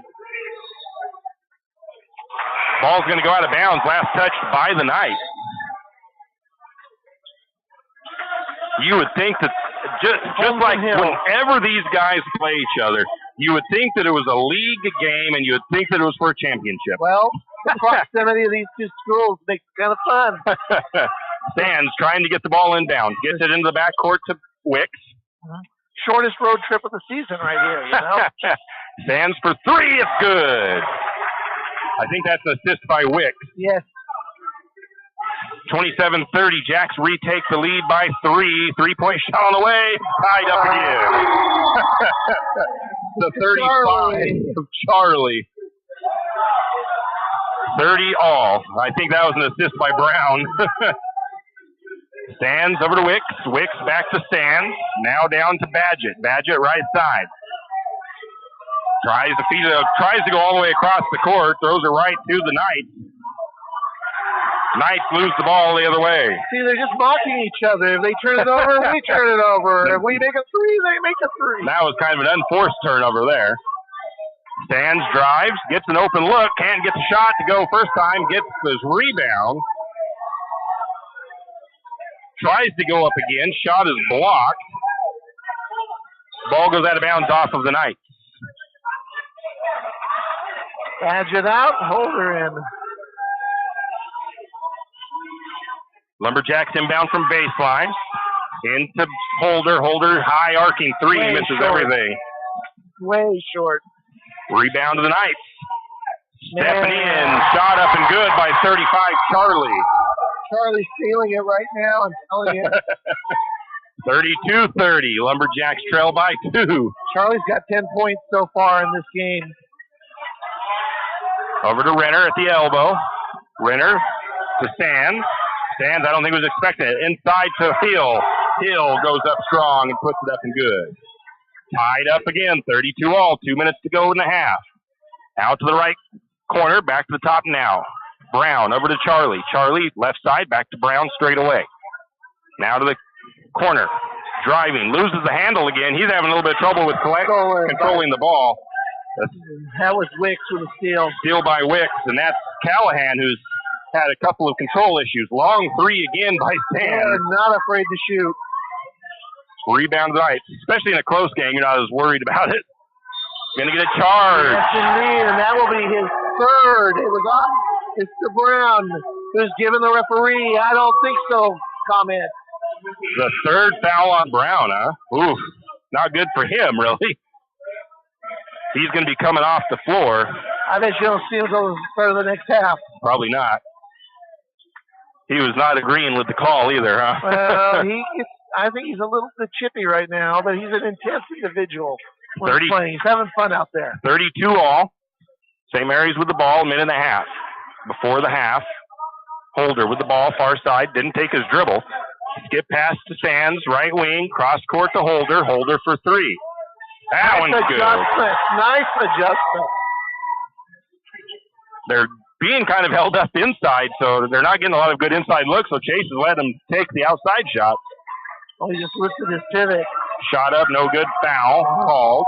Is that one going to go against Renner? That'll be Renner's second foul. St. Mary's doesn't have anybody with more than 2. And I think, was that a shooting foul? He was shooting, wasn't he? Well, it's 1-1 either way. Yeah, that's what I'm trying to figure out, if it's 1-1. I think he gave us two fingers up. So first free throw was missed. Okay. Renner will come out with 1:01 to go. Wyatt Holmes checks in.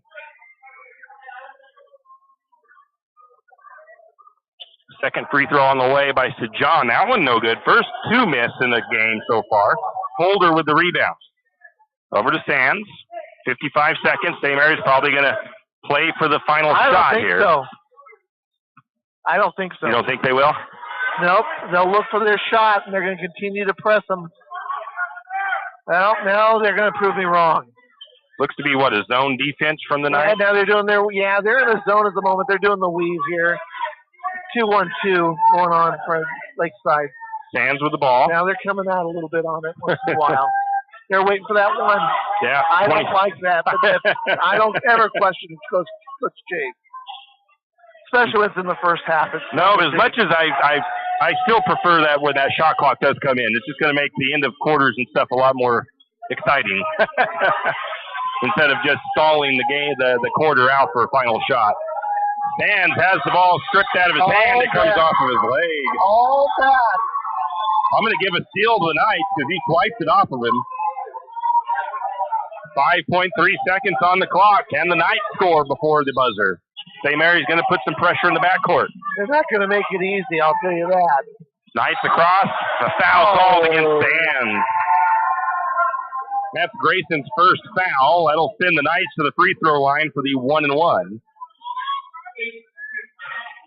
That is Charlie. Has he been there? He's made 1 free throw so far. 1 for 1 at the free throw line. Okay.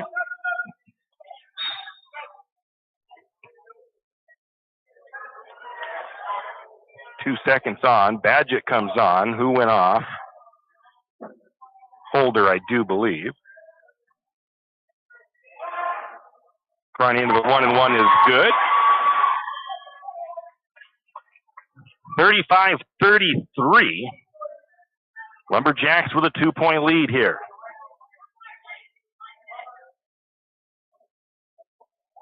Second free throw is good.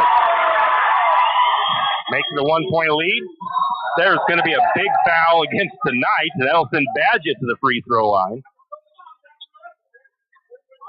He went up to try to block what might have been a quick pass down the floor, and that was the 23 of Rivera.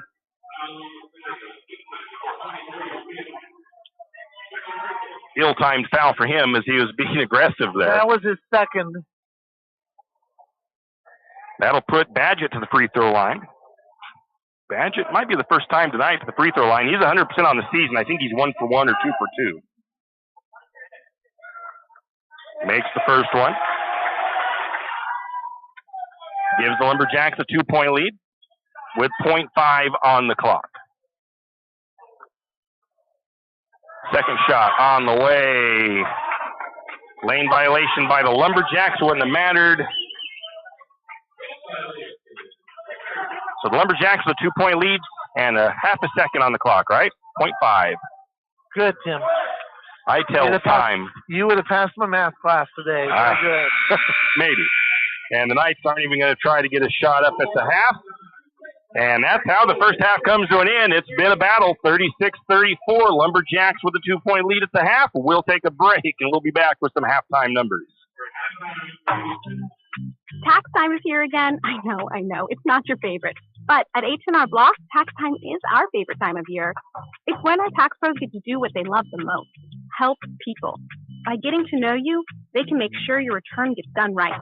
It's not just about numbers, boxes, and forms. It's about personal care. So you get every credit and deduction you deserve. And with an average of 10 years experience, our tax pros get your taxes done right. Just one of the many ways Block has your back. Any adventure, any task, any time, there's a Yamaha utility ATV for any ride and any rider. See the full lineup at St. Mary's on Cycle. Adventure seekers can start with the trail-tested capability and comfort of the Yamaha Grizzly lineup. For the ultimate in mid-size ATV performance, check out the Yamaha Kodiak 450. And for those who mix work and pleasure, the Yamaha Kodiak 700 line devours chores and leaves room for adventure. Find your utility ATV at St. Mary's on Cycle or YamahaMotorsports.com. You always hear on the radio, cross the bridge to safety. But it's true. St. Mary's Harvest Foods has what you need when you need it. And if you don't see it, then just ask one of the friendly staff and they will gladly help you find what you need. From meat, super fresh produce, and dairy, St. Mary's Harvest Foods will save you big on the things you need the most. No time to cook tonight? Then check out the hot deli for something quick for dinner. St. Mary's Harvest Foods, where you truly can cross the bridge to safety. Hughes Ace Hardware wants to invite you to come in and take a look. Hughes isn't just about hardware. Whether you need dish soap and sponges to clean up after your husband's guys' night, or storage solutions for your wife's shopping addiction, you can find it at Hughes. Come see the difference. Everything you need, from a blow dryer to replace the one your toddler drops in the toilet, to a bathroom scale to help your hubby stay on his fitness goals. Hughes Ace Hardware is the place to get the products you need and the help you want all the time, every time. Jack Fuel Trucking knows that there are few things as important as wise use of our natural resources. And by utilizing the chips in the manufacturing of lumber, that is exactly what is accomplished. If you look beyond the wood chips, you see an entire community of schools, churches, and businesses, and most importantly, people. Jack Fuel Trucking believes in the responsible harvesting of our natural resources. After all, when you take a close look, those aren't just chips. They're an entire community. Jack Fuel Trucking. At Good Neighbor Pharmacy, we're committed to being your good neighbor. Good Neighbor Pharmacy is an independent network of over 3,000 pharmacies throughout the United States, giving us the buying power to compete with the chain stores. We'll fill your prescription quickly and safely, and you're supporting a locally owned pharmacy. Your copays are the same wherever you go. Why not come and visit your locally owned pharmacy professionals? Jack's Pharmacy is your Good Neighbor Pharmacy here in St. Mary's. Come in and say hi. Jack's Pharmacy. Tim Parrish, Clark Grogan here at halftime at Lakeside Gymnasium. The Lumberjacks hold on to a narrow 36-34 lead over Lakeside. First quarter was St. Mary's 19, Lakeside 18. Second quarter, St. Mary's scored 17, Lakeside scored 16. So that's how we've got to this 2-point differential, Clark. Well, and that's how it's going to look, I think, the whole game. No team's pulling away right now. Taking a look. Huh? Just a little disconcerting, though. 12 or under on the turnovers, 7 so far. It's okay. They're still under. We only had a half, Tim. So, team statistics so far. St. Mary's shooting at 46% on the night, 13 of 28. The Knights, 48%, 12 of 25. 3-point shots, St. Mary's not afraid to shoot from outside, 4 of 15 for 26%. The Knights also shooting a few 3-pointers. They're 4 of 11 for 36%. Both teams 6 for 10 from the charity stripe for 60%. Rebounds, St. Mary's just barely edging out the Knights on the rebounding numbers. 18 rebounds for St. Mary's, 13 for Lakeside. Lumberjacks have 5 offensive rebounds. Lakeside has 3. St. Mary's has 13 defensive, with Lakeside having 10. The Lumberjacks 8 assists in the first half, Clark. Lakeside with 3. Steals, Lakeside with 5. St. Mary's with 3. In the blocking blocks, I have St. Mary's with 2. Lakeside with 1. And as you said, St. Mary's with 7 turnovers. Lakeside with 4. Personal fouls, fairly even 8 for St. Mary's, 9 for Lakeside. Lakeside does have one guy somewhat foul trouble with Vander Brown with 3. St. Mary's, I think, has a couple guys with 2, but nobody in bad trouble yet. I mean, you get an early foul in the second half, and then you're kind of pushing it. I don't think Lakeside can withstand losing Brown to foul trouble. Points off the bench for St. Mary's is 4, and I don't know if you've marked down. Yes, we marked the starters beforehand. I don't know if you kind of looked to see who off the bench was. Off the bench, I don't see anything at the moment. I think it looks pretty much Well, I'll take. No, it's not. Nothing off the bench. Second chance points. The Knights have 7. St. Mary's with 6. Points off turnovers, 0 for St. Mary's, 2 for Lakeside. So turnovers not even really making a difference really in the game yet anyways, even with 7 and 4. And as I was watching that, Tim, when it comes to the turnovers, it was amazing to me that any time that St. Mary's did a turnover, all of a sudden Lakeside comes down and basically gives the ball right back. Part of that is the St. Mary's defense. Part of it is just sloppy at the wrong time. Yeah. So, I mean, really, even at this point, even with 7 turnovers, like you said, they've matched turnovers, so it hasn't hurt either team. Well, when you've only had 2 points off those 7 turnovers, you can't be upset with that. It's going to happen. Individually, what do you got over there for Lakeside? We'll start with them first. I got you right now. Mr. Charlie here with 12 points and Brown with 11. That's 23 points of the 34 points. However, John, is it Brutus, I believe is what his name is, has 5 points. And is got a 3-pointer, as does Rivera with 3 points off a 3-pointer, and Quincy Hall with a 3-pointer. Other than that, that's how the scoring looks. 5 guys for the Knights putting up points. For the Lumberjacks, a little bit better. 1, 2, 3, 4, 5, 6, 7 guys scoring. Grayson Sands had a 12-point first half. 5 rebounds, 3 assists, and a steal for Sands. Tristan Hill quietly had 7 points in the first half. He had 1 rebound and a steal for himself. Badgett had 6 points. That's about it for him, though. No other positive stats, just the 6 points. 4 points for Tyler Renner to go along with 3 rebounds and 2 assists. 3 points for Dylan Holder. Holder has 1 rebound, 1 assist. 2 points for Wyatt Holmes. Holmes has 5 rebounds, 1 assist, and 2 blocked shots. So Holmes having a good game for the Lumberjacks off the bench. Trace Wicks with 2 points, 1 assist, 1 steal for him. And Seth Swallows came in. Only stat he got, sadly, was 1 foul. And he was out. Starting Brown at that moment, which is not an easy thing to do. So no separation now, Clark. If like you said earlier, if nobody can take control and get some separation from the other team, it's going to come down to a final shot in the last part of the game. It could be, Tim, and foul situations could come into play with the free throws and how well each team shoots. Both are shooting, like you said, 60. I could see if Coach Chase knows that Brown has 3 fouls, I'm sure he does. They're going to attack him. They're going to attack him as much as they can to try to get him off the floor. Well, let me just say this. Brown is a very aggressive ball player. He is contesting any player that seems to have the ball. And there's one foul that was just kind of silly that he should not have gone after, and that was when Renner had it going to the basket, and Brown was like 2 feet behind him and comes up and just taps his arm.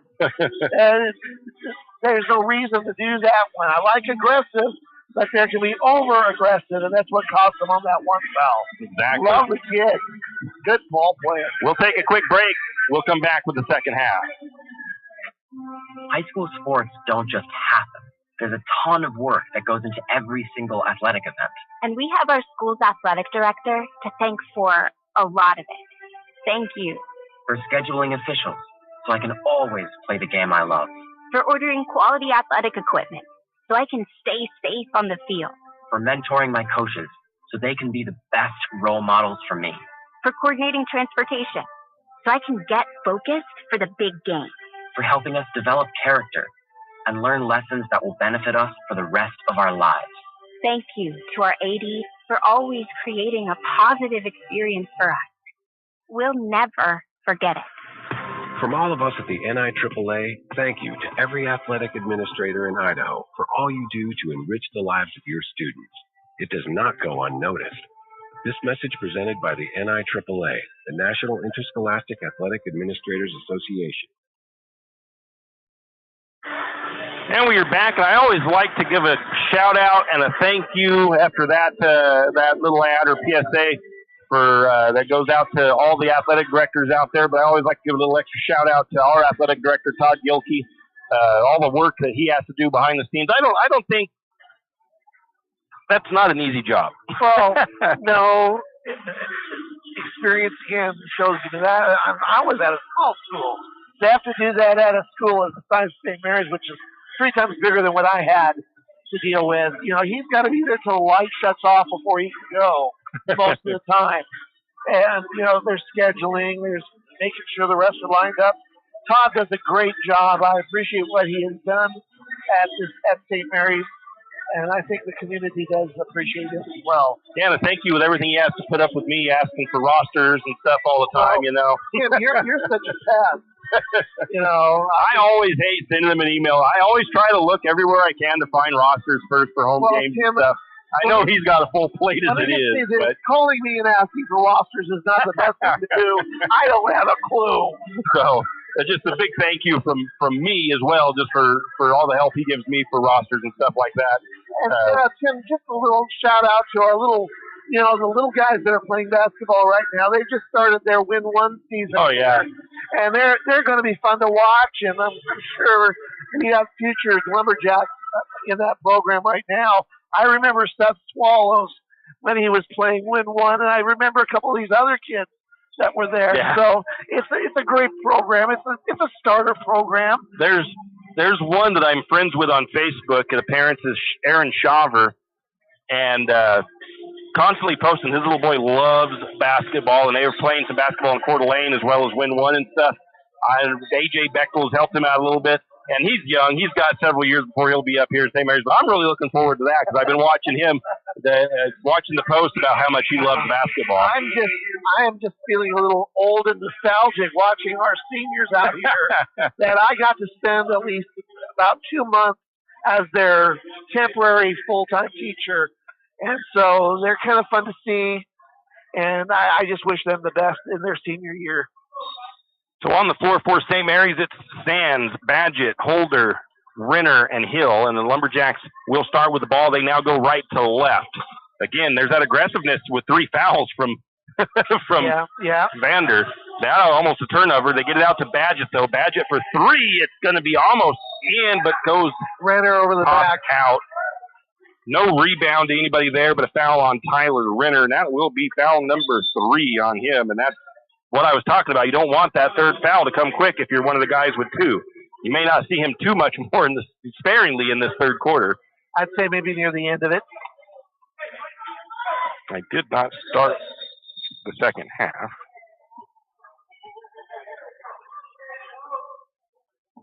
We got some timeout going here for a moment. I don't know what's going on.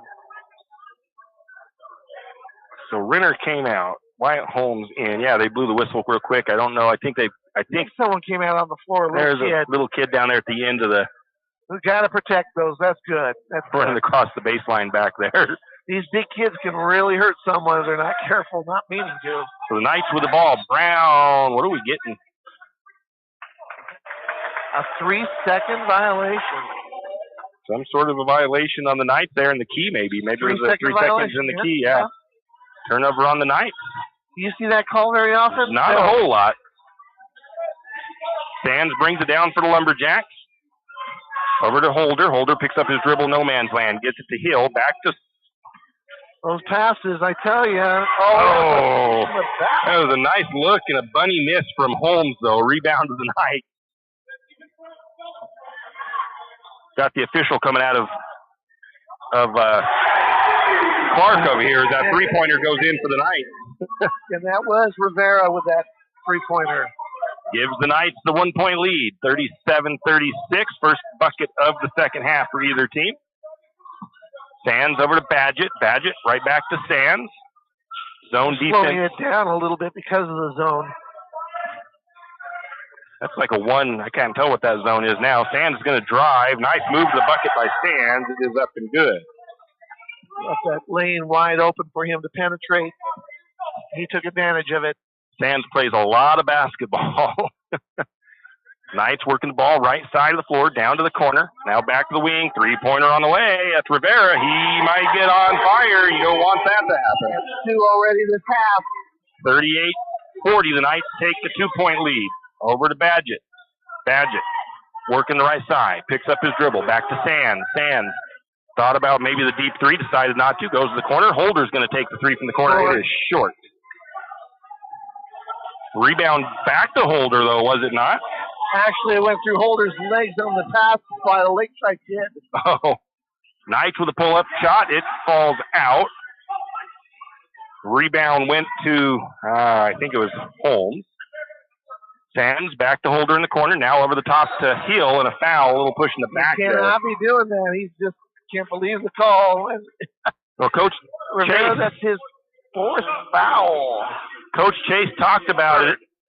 Coach Chase talked about it in their early practices and said that there's no more, you cannot put 2 hands on a player at all, and you can barely put 1 hand on a player. Exactly. It's another point of emphasis. He said you can get away with the hot stove action where it's just a quick touch on the hip or something, but I don't know who was that timeout for. I think it might have been the Knights. It was on them. Yeah, Lakeside. So yeah, Hill caught that ball in the paint and he had both hands on his on him when he caught it. That's probably going to be a foul just about every time. 5:44 to go, third quarter. The Knights with a 2-point lead, 40-38. They've outscored St. Mary's 6-2 here in the early goings of the third. The one thing, I mean, for either team, you don't want either team to get too many. I mean, St. Mary's has had a couple of point lead a couple of times. Lakeside, I think, has only ever been 1 point or 1 bucket ahead. But I think that if you start to get somebody that gets a 5 or 6 point lead late in the game, it could start to force mistakes as well. Well, that could be almost insurmountable when you think about the way this game's going. Into the corner to Holder. Holder to the top to Wicks. I didn't see Wicks come in. I think he's in for Badgett. He is. Lumberjacks have the ball up top. Still Wicks. Now to Sands. Left corner. Trying to high pass into Hill, and Hill's trying to say it was off of him, but no, it's going to be a turnover. Tristan, sorry, buddy. That's okay. Was that on Sands, though? A little bit high on the pass, or is that on Hill? Hill touched it, though, so you got to give it to Hill. Knights with a chance to maybe take not a double digit, a 2-possession lead here. 3-point shot on the way by Sajan. No good. Offensive board, though, for the Knights. Out to Brown. Brown working right wing, guarded by Wicks. Lumberjacks look to be in a man or maybe drive, shot. It's up and good. Was that Sajan? Yeah. Going to get a warning on Lakeside. They wanted to get themselves into a press mode by making the ball get loose, but then they don't end up pressing anyway. 4-point lead for the Knights. Biggest lead I think they've had tonight. 38-42 Jacks trail. Now how St. Mary's deals with the 4-point deficit. Over to Sands. I don't think St. Mary's even had a 4-point deficit against Timberlake. I think Timberlake led once by maybe 1 or 2. Sands to the free throw line, has the ball tipped up and around. Nice. Steal, a foul, and I think that foul is going to go against Grayson. I don't think it was necessarily a frustration foul. It was just trying to get that ball back. 42-38. St. Mary's trails. A little bit of sloppiness from St. Mary's right now. Vander Brown down to the corner. Back to the wing now. Still working on the left side. Hands it off to John. John works his way to the top of the key. Now to the right wing. Down to the corner to Brown. Brown looks up to the number 23 of Rivera. Now to the free throw line. Back out to Brown. Now to the free throw line again. Nice little move. Shot up. No good. Oh, it is going to fall through. That is not a foul. That was not a foul. Foul against Hill. Boy, I don't know. I tell you, I don't like that call. Holder comes out. Badgett in. I think that was the only sub. No, Hill's going to come out also. Because I've got the same angle that referee had. And no. Swallows in for Hill. Free throw, no good. Rebound to Holmes. See how St. Mary's deals with this deficit, though. They trail 44-38. Holmes wide open at the free throw line. Shot is going to fall through. Not a free throw. The assist by Wicks.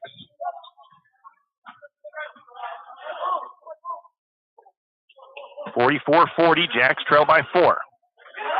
Badgett almost gets the strip from behind. Shot up is going to fall in. The 23 of Rivera. Yeah. They've come out and they've made some adjustments in the how they're attacking St. Mary's right now. They're starting to move in on them more than just trying to take a bunch of outside shots.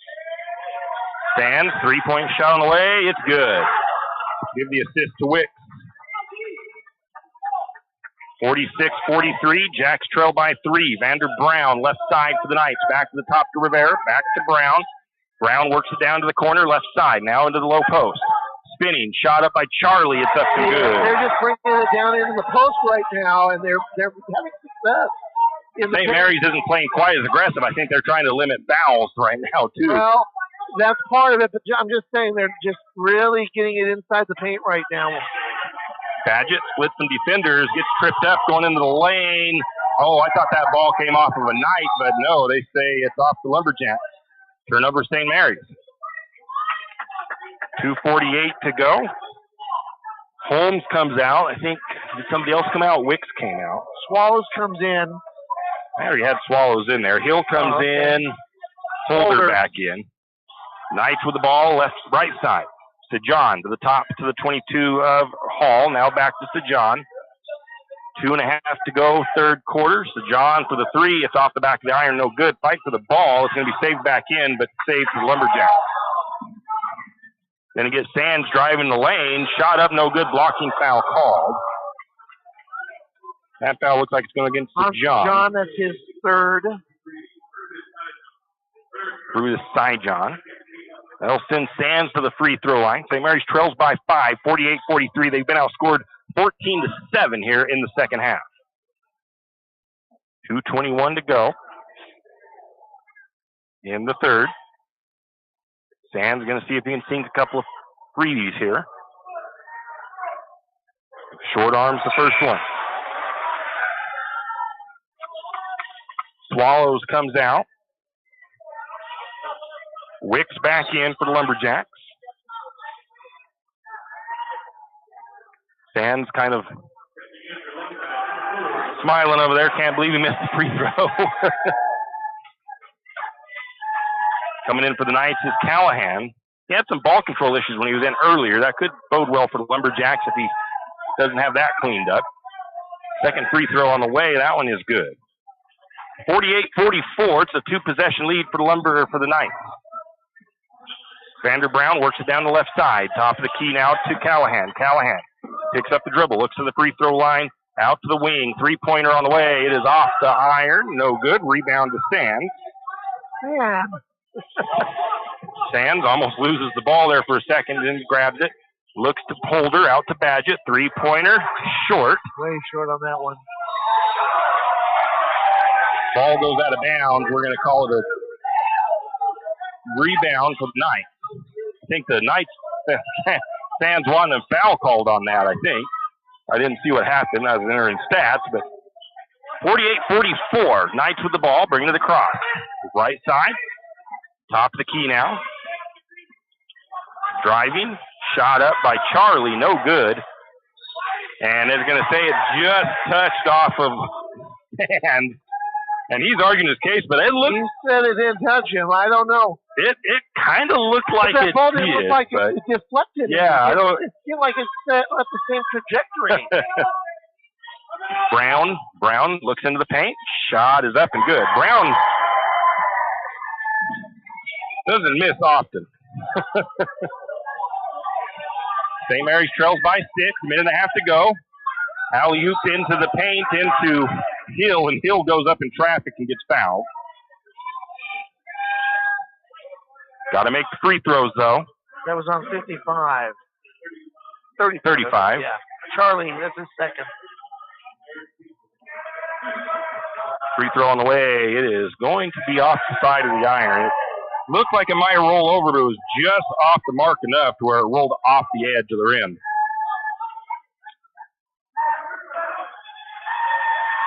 Second free throw on the way. It is in and out. Rebound to the Knights. Gotta make those free throws, Kim. Not a great third quarter for the Lumberjacks right now. Outscored 16-8. Knights have it up top. Knights feeling some confidence here. Momentum's shifting their way. Brown in the corner finds Charlie. Floater, shot won't fall. Rebound goes to Hill. Knights almost were able to get that rebound. Nice movement there.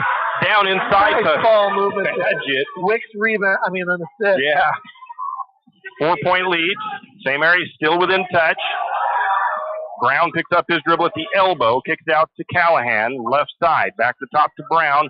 41 seconds. Knights now maybe going to try their own little stall. They get to Callahan. No look in. Nice shot. Nice look. Foul by Holder. And he said, yeah, I know. That is Holder's third. Sends the 22 of Quincy Hall to the free throw line. Has he been there this evening? He's 0 for 1 at the free throw line. St. Mary's going to take a timeout. We'll take it as well.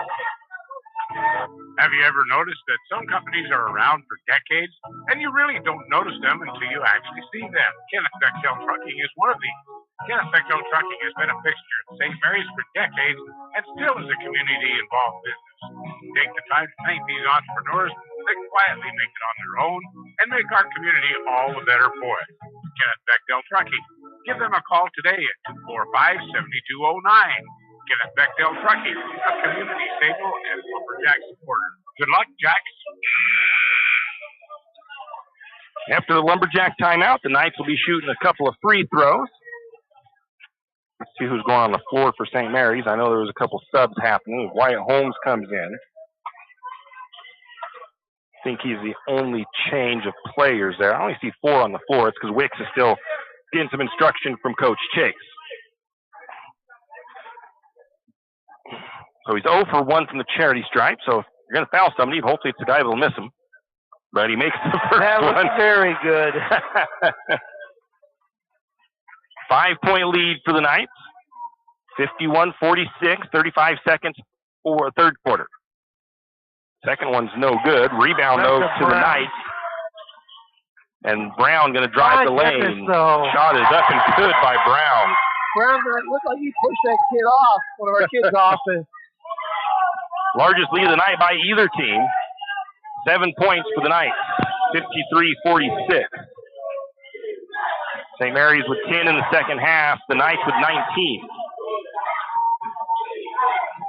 Being down, I'm kind of surprised St. Mary's is stalling at this point, but they want to get to the fourth quarter, I guess. Going to get a stutter step out to Sands. 3-pointer on the way at the buzzer. He's trying to draw a foul, doesn't get the call. Sands is good at getting those calls on occasion, but not that time. So after 3 complete, St. Mary's trails by 7, 53-46 to the Knights. We'll be back. Afraid to touch that breaker box? Need some rewiring done? Call the professionals at M&S Electric. With nearly 40 years experience, there's no job too big or too small. From industrial and commercial to residential and service work, M&S Electric isn't afraid. Serving Benawa, Shoshone, Kootenai, and Latah counties, M&S Electric has you covered. Overhead work? M&S can do that too with their bucket truck. M&S Electric, 408 Main Avenue, St. Mary's. Give them a call, 208-245-3890. No job too big, no job too small. We do them all. M&S Electric. And we are back after that quick break. The Knights have improved their shooting average. They're 51% now. The Lumberjacks at 45%. And Tim, like I said, the step goes up when you're shooting more in the paint, and you get, make more baskets from inside the paint. The Knights have also stretched out their second chance opportunities. They've got 13 second chance points. Wow, that is impressive. And that's off of just 6 offensive rebounds. St. Mary still hasn't gotten any points off turnovers. The Knights only 4 points off turnovers, and I see you've got it down there as well already. 10 turnovers total for the Lumberjacks. Yeah, 3 in this last quarter. So the Knights will start with possession in the 4th quarter of play here. Play that flawless 4th quarter, and you will only have 12 or less, maybe. Get the Lumberjacks lineup here. Knights with the ball. Right side of the floor, back out to Brown. I wonder if the Knights are now going to play some ball movement, only take the really good close shots, and take time off the clock. Is that a turnover or a rebound? That was a rebound. Lumberjacks with the ball. Hill to Holmes. Holmes from the elbow. Nothing but net. Lumberjacks trail by 5. 53-48. Going to try to trap Brown. That ball almost goes into the backcourt. Bad pass. Oh, they're going to call it a kickball on the Lumberjacks. Which is the right call, but I was hoping for the turnover. For sure. Knights will inbound from baseline. 3 fouls for the Knights in that 3rd quarter. St. Mary's with just 4, so neither team committed a lot of fouls either. St. Mary's looks to be in a zone. Driving baseline. Floater, no good. Rebound goes to the Holmes. They get it to Sands. Sands brings it across. Over to Holder. Holder to Renner. He was all in his back. It's a late whistle, but it was right. It was. He had his hand right in his back as he got the ball. I think Coach Chase kind of helped influence that foul, too. He was right in that referee's ear. Renner was kind of leaned over, and the guy had his hand right in his back as he went up in the air. It was quite obvious. And that was on Charlie. His 3rd. Renner goes to the free throw line. Short. Oh, my goodness. You got to make those. Free throws are too important in a close contest like this one. Neither team great from the free throw line tonight, though, either. In and out. Rebound Knights. I think they're both at about 50% free throw shooting. Lumberjacks really putting that trap on at the half court. That's going to be tipped up. Turnover on the Knights. St. Mary's the other way. Underneath the Holder. Holder up and off the glass. Assist to Renner. Things got a little sloppy there. St. Mary's still able to make something happen. Foul over there on the sideline against the Lumberjacks. And is that going to go against Renner? It's his 4th. No, they call it against Sands. So a break for Renner, but that's the 3rd one on Sands. You'd rather 3 on Sands than 4 on Renner, though, at this point. I suppose. 15 foul for St. Mary's. I guess there's a little sweat over there. They had him a little big towel. So why are we doing the maintenance? Holder's like, what good's this going to be? It's tiny. And the thing is, why are we doing the maintenance? Yes. 3-point game, 53-50. St. Mary's has outscored the Knights 4-0 to start the 4th quarter. And a timeout taken by the Knights. After all that, we get a timeout. It is a full. We'll take it too. For all your plumbing needs, call Nick's Plumbing and Heating. With Nick's professional staff, you can be assured of guaranteed quality products, installation, service, and repair of all of your plumbing. So if you have plumbing needs or problems, call the good folks at Nick's Plumbing and Heating. Call 245-5460. That's 245-5460. Nick's Plumbing and Heating. Installation, service, and repair when you need it. Nick's Plumbing and Heating, St. Mary's. And we are back. 6:30 basically to go in the game. St. Mary's trails by 3, 53-50, and what's been exactly how we expected it. The Knights definitely not scoring 80 tonight. No. St. Mary's not scoring 70. Unless we do some overtime action, and that is not beyond what No, that's happen. true. Grayson Sands sits with 18 points tonight for the Lumberjacks. He's the only in double digit. There's a couple that are close, but not quite there yet. Tristan Hill, oh, he's still out there, still same 5. Okay. The Knights inbound. Renner stayed in. Sideline. Because that wasn't his fourth. That's right. Vander Brown with the ball. Knights are slowing their offense down a little bit. They're also setting up. They still want to penetrate.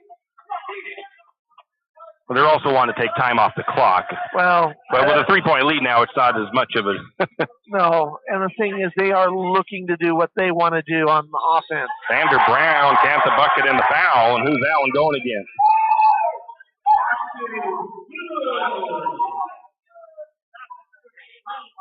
That's the fourth. Tyler Renner picks up foul number 4. 3-point play time opportunity for Vander Brown.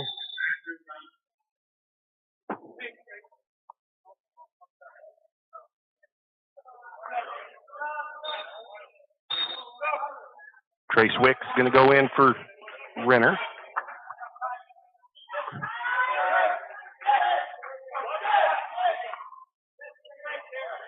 Renner will probably be out for probably 3 or 4 minutes here, I'd imagine. At the most, this close of a game.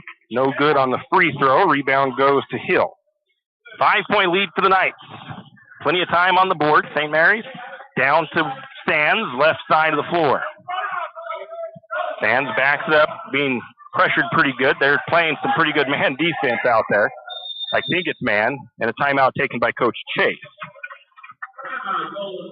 They're coming out and putting quite a bit more pressure in the face of Lumberjack offense too. Give Vander Brown a little credit. He has played better. He's under control this half in the sense of not being overly aggressive. Yeah. He has not picked up a foul in this half. Well, he has how many? He still has his 3. 3. Okay. So yeah, he's definitely. If you're his coach, that's what you want to see. I don't think he scored quite as many points in the second half, though. He's got 6 points, 7 points. No, 6 points right now.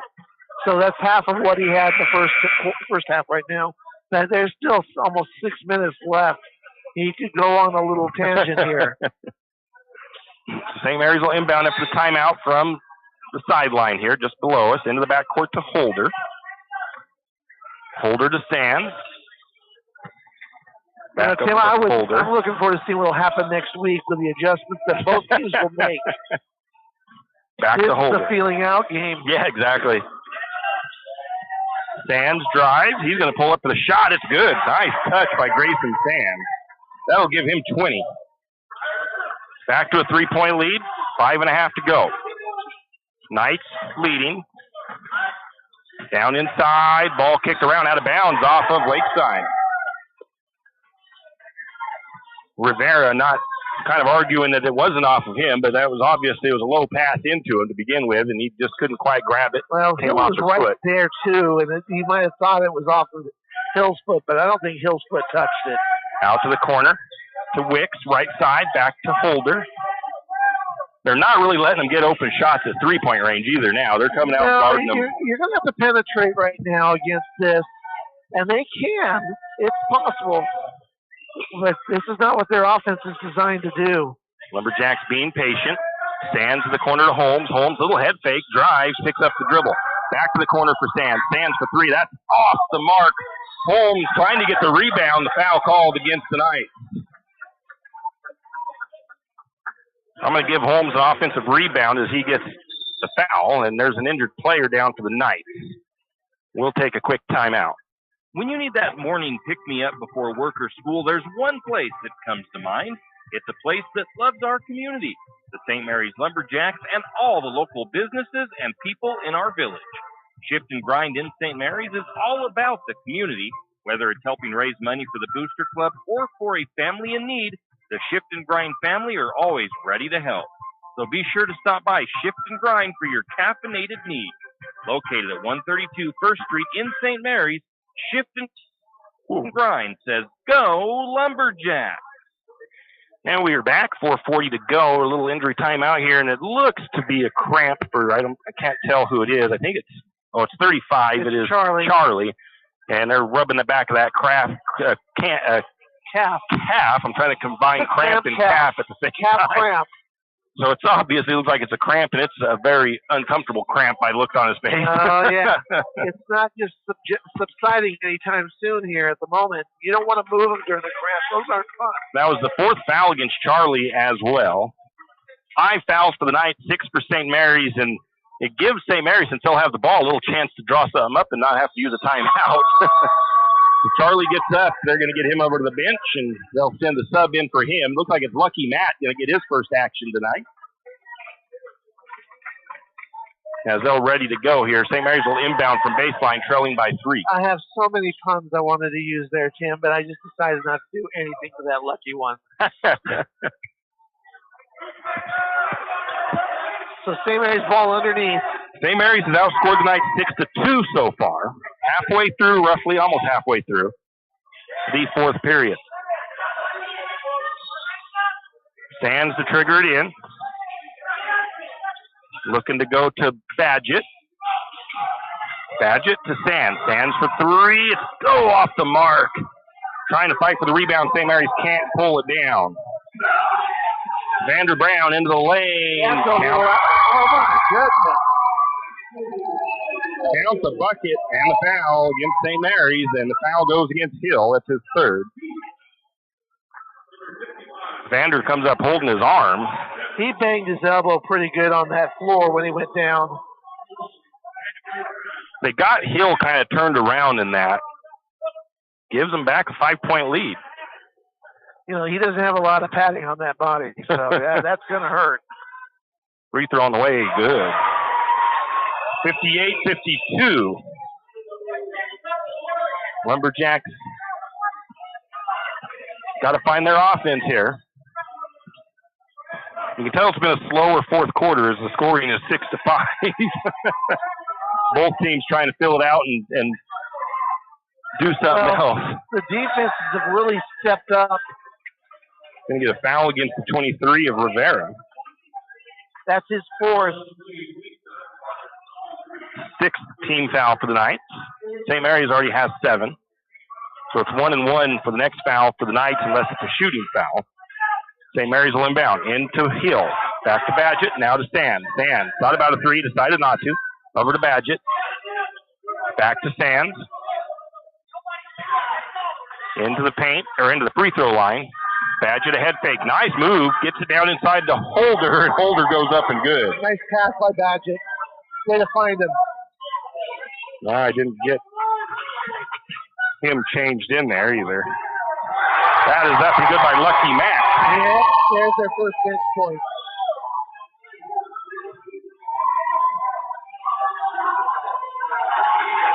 And there was Holmes with 2 points from, again, by Badgett passing it.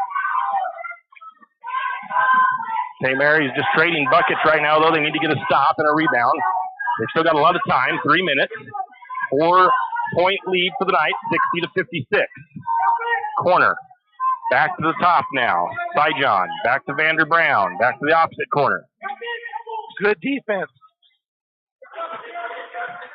And again, the Knights slowing things down, and where are we getting here? Oh, little girl out on the... Someone needs to control these little guys.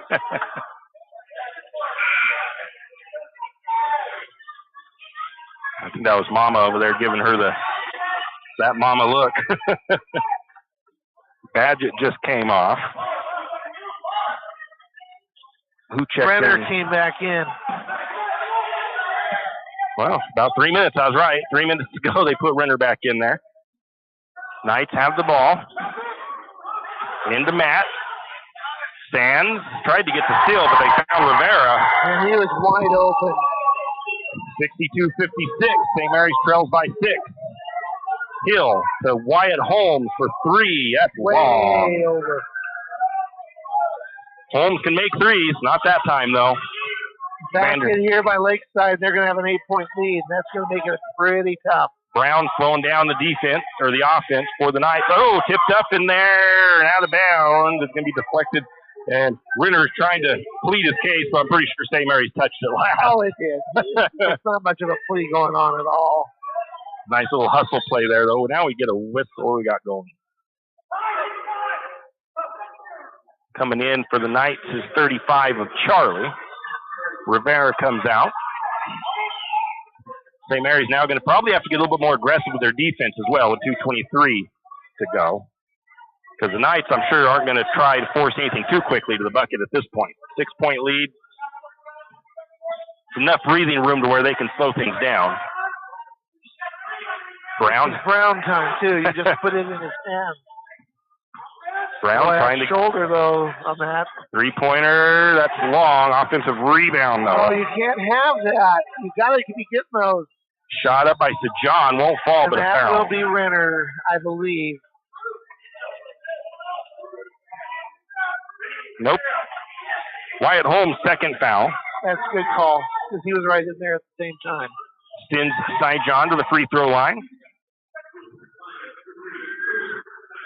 These are his first free throws of this half. Sands and Brown over here having a laugh together.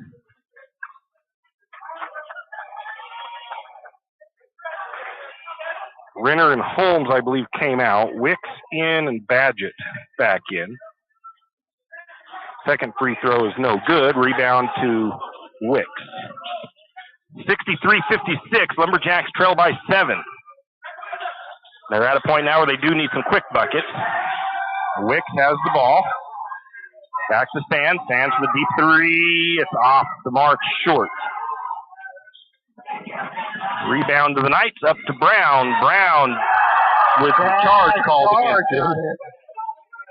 Trace Wicks takes the charge.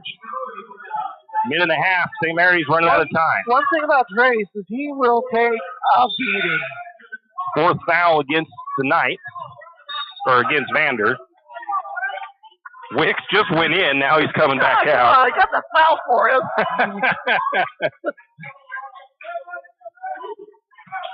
Lumberjacks, Knights with a little bit of pressure in the backcourt. Not really. They think like they were going to, and they decided not. Sands, left side. St. Mary's has to find quick buckets now. Out to the corner. Badgett. Stutter, drive. Foul on the floor. He'll get to shoot two. Anyway. I mean, he'll shoot one. 1-and-1. Foul goes against 22. Hall. That's only his second. Both teams with 8 fouls. St. Mary's, though, down by 7. It's key for Badgett to make both of these. You want any chance? Yes. Misses the front end of the 1-and-1. Rebound to the Knights. St. Mary's trying to trap them, almost get a steal. Out to the corner. Knights are going to play keep away for the most part a little bit here, I'm sure. Back over. There's a foul against Sands. That'll be his fourth. It's inside John to the free throw line. Sands looks over to Chase and says, "That's just 4."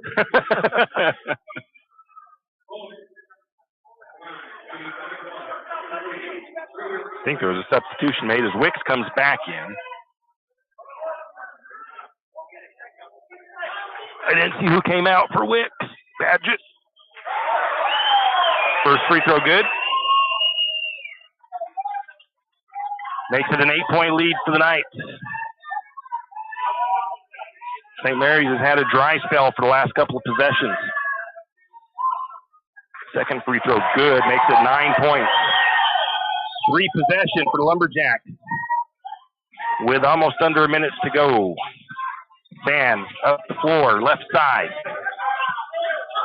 Over to Holder. Now to Wick.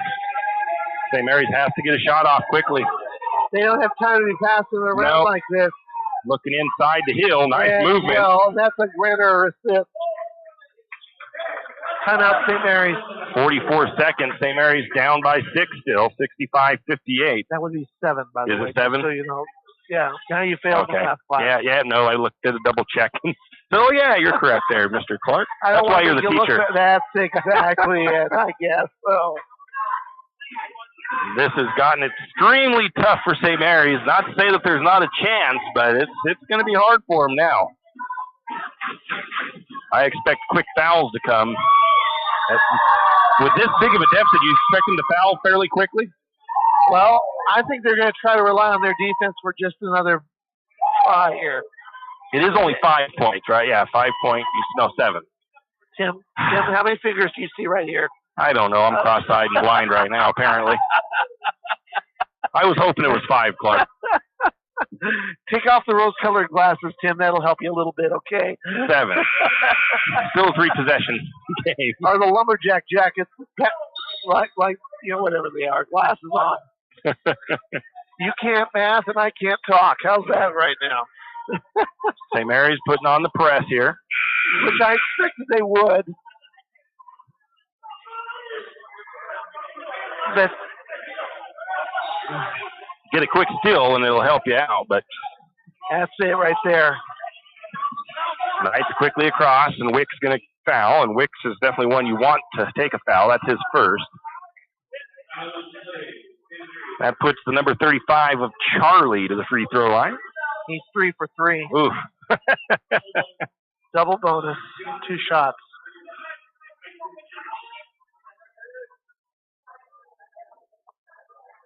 First shot on the way. It's up and good. He is 4 for 4, Tim.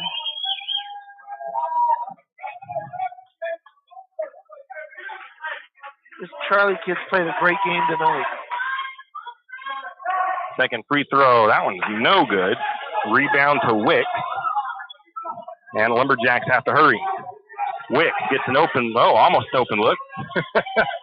Sands trying to find an open look. Can't get it. Sands throws the ball away. There's Renner Stiff. Well, this one's going to get away from him tonight. Yeah. Good game by the Lumberjacks. Good game by the Knights. St. Mary's. The Knights made just the right adjustments at halftime to be able to take this one away from the Lumberjacks. Renner fouls out. Holmes comes in for him. Vander Brown to the free throw line. Makes the first one. 67-58, just about a 10-point lead. St. Mary's, no quitting the Lumberjacks ever, though, as they are making substitutions still. We got Badgett for Wicks.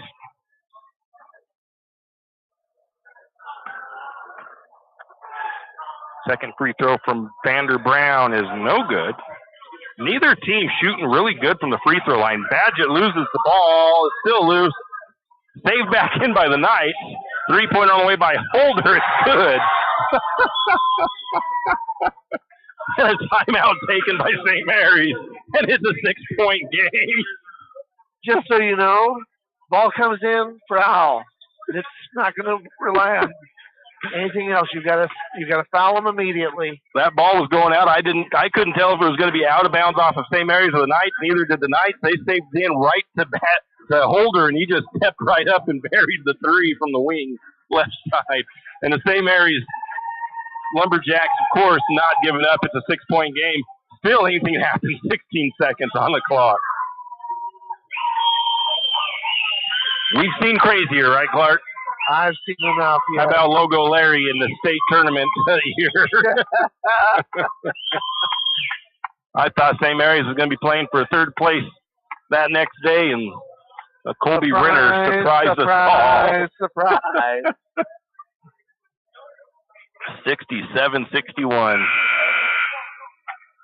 Well, I kind of said that I thought whoever was able to stretch it out to at least a 7-point lead or something like that in the second half, if somebody could do that, it would put extra pressure on the opposing team. And like I said, they shot better in the second half because they got the ball inside a whole lot more than they did in the first half. Yeah. St. Mary's with the press.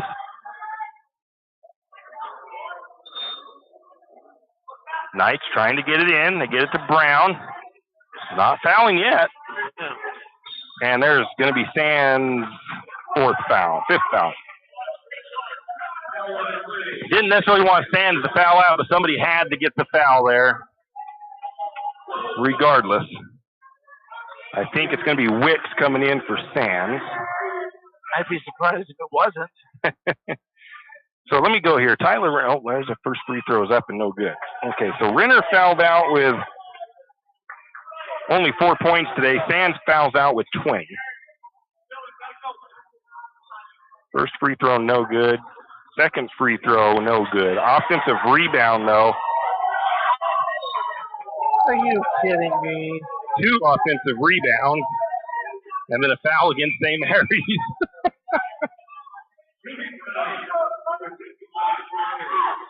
And you can't let them get the offensive boards like that. Lucky Matt to the charity stripe with 7 seconds left. His first time shooting free throws. No good on the first.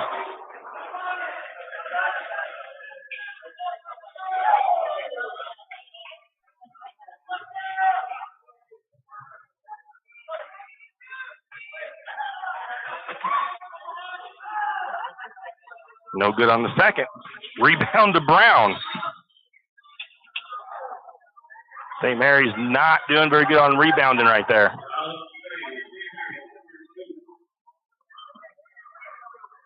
That would be Badgett's first foul. He getting a little talking to. I don't know. Maybe that was, I didn't see it. I don't know why the ref would be talking to him unless it was borderline technical or something or flagrant. And Brown won't miss from the charity stripe too often. Back to a 7-point lead. So St. Mary's had some opportunities here with those last missed free throws, but they couldn't get a rebound. That should just about fill it. 8 points, the difference. Over to Holder. Holder spins, nothing there. 69-61, Lumberjacks fall tonight. And like I said, even with about 16 seconds as a 6-point lead, St. Mary's had a slight chance. They sent him to the free throw line, couldn't get a rebound, Clark. Oh, that's what happens when you don't box out. Well, I'm looking forward to the next meeting about a week away from now, or a little bit less than a week away between these two teams. We're going to take a break. We'll come back and give you a final game wrap-up. Looking for future leaders we can believe in? Look no further than the high school student athletes right here in Idaho. High school sports teach young people how to be effective leaders. It includes learning to listen, accepting responsibility, being a good role model, and it's about respect. The result, it transcends sports. It gives us hope for the future. This message presented by the Idaho High School Activities Association and the Idaho Athletic Administrators Association.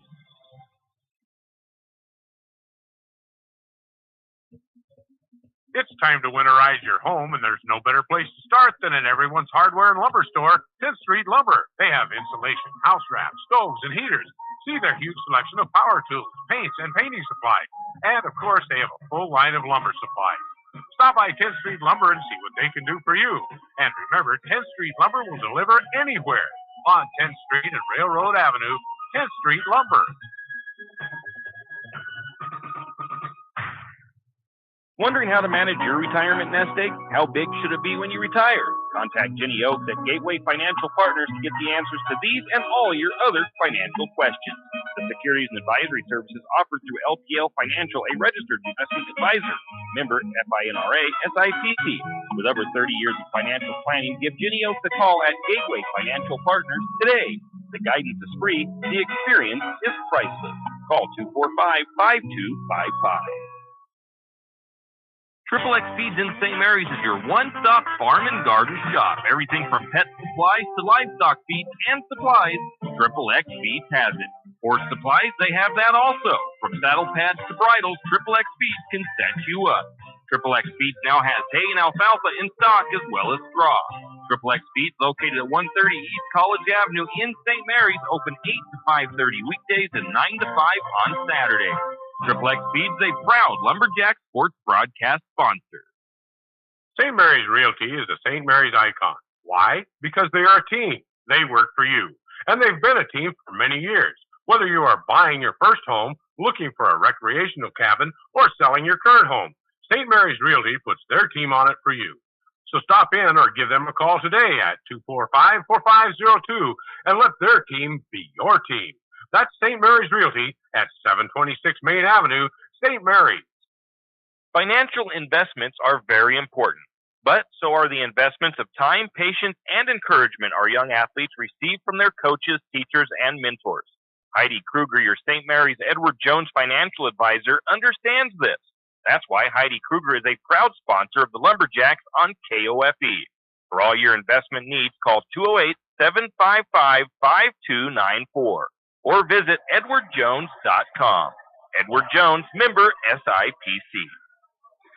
And we are back as the Lumberjacks fall in a close battle to the Knights, 69-61, and the second half scoring looked like this. The Knights able to extend a little bit of an advantage for themselves in the third quarter as they outscored St. Mary's 19-10, and Lumberjacks tried valiantly to battle back, but the Knights still outscored them 16-15 in the fourth, and that gave the Knights just the margin they needed to keep the Lumberjacks at bay.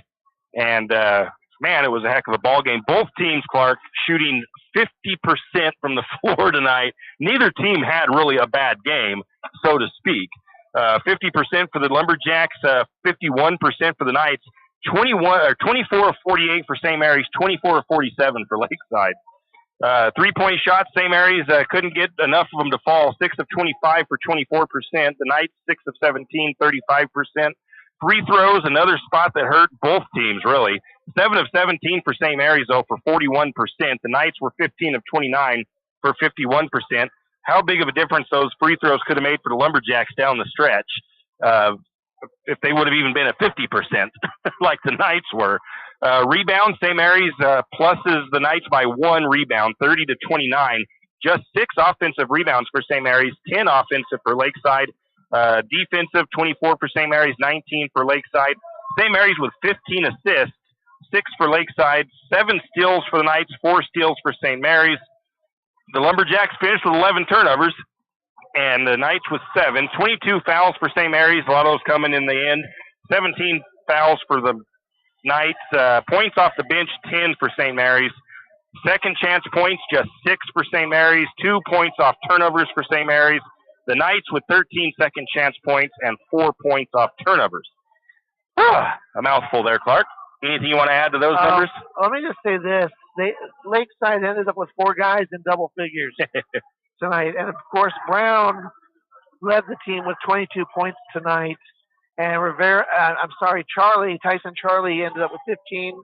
I got Corey Rivera, who played, I thought, a very good game in the second half. He made his presence much more known. He scored 10 points in the second half, and he had 13. And Brutus Sajon came up with 11 on his own in the game as well. Great game by Lakeside.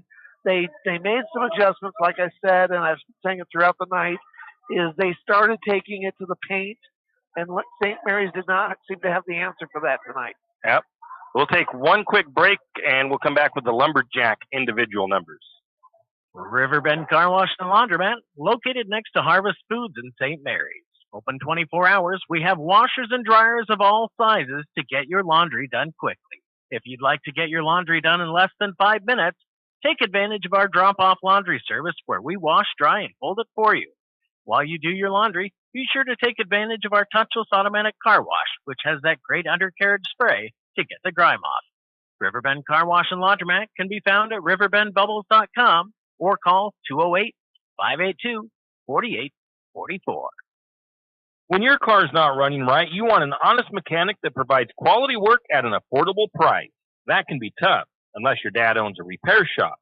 But in St. Mary's, times have changed. You have Jim's Auto, and they treat every customer like family. Get everything from regular maintenance to major repairs done at Jim's Auto and Tire Pros. Jim's Auto doesn't just offer oil changes. They're a full-service shop. Jim's Auto can diagnose that check engine light, change your brakes, and fix your alignment. Ask about Jim's Auto's new Express Lane with same-day or next-day oil and tire services. And don't forget, Jim's Auto is an authorized Tire Pros dealer with nationwide warranty, service protection plan, and free roadside assistance. Jim's Auto and Tire Pros located at 69 Milwaukee Road, St. Mary's.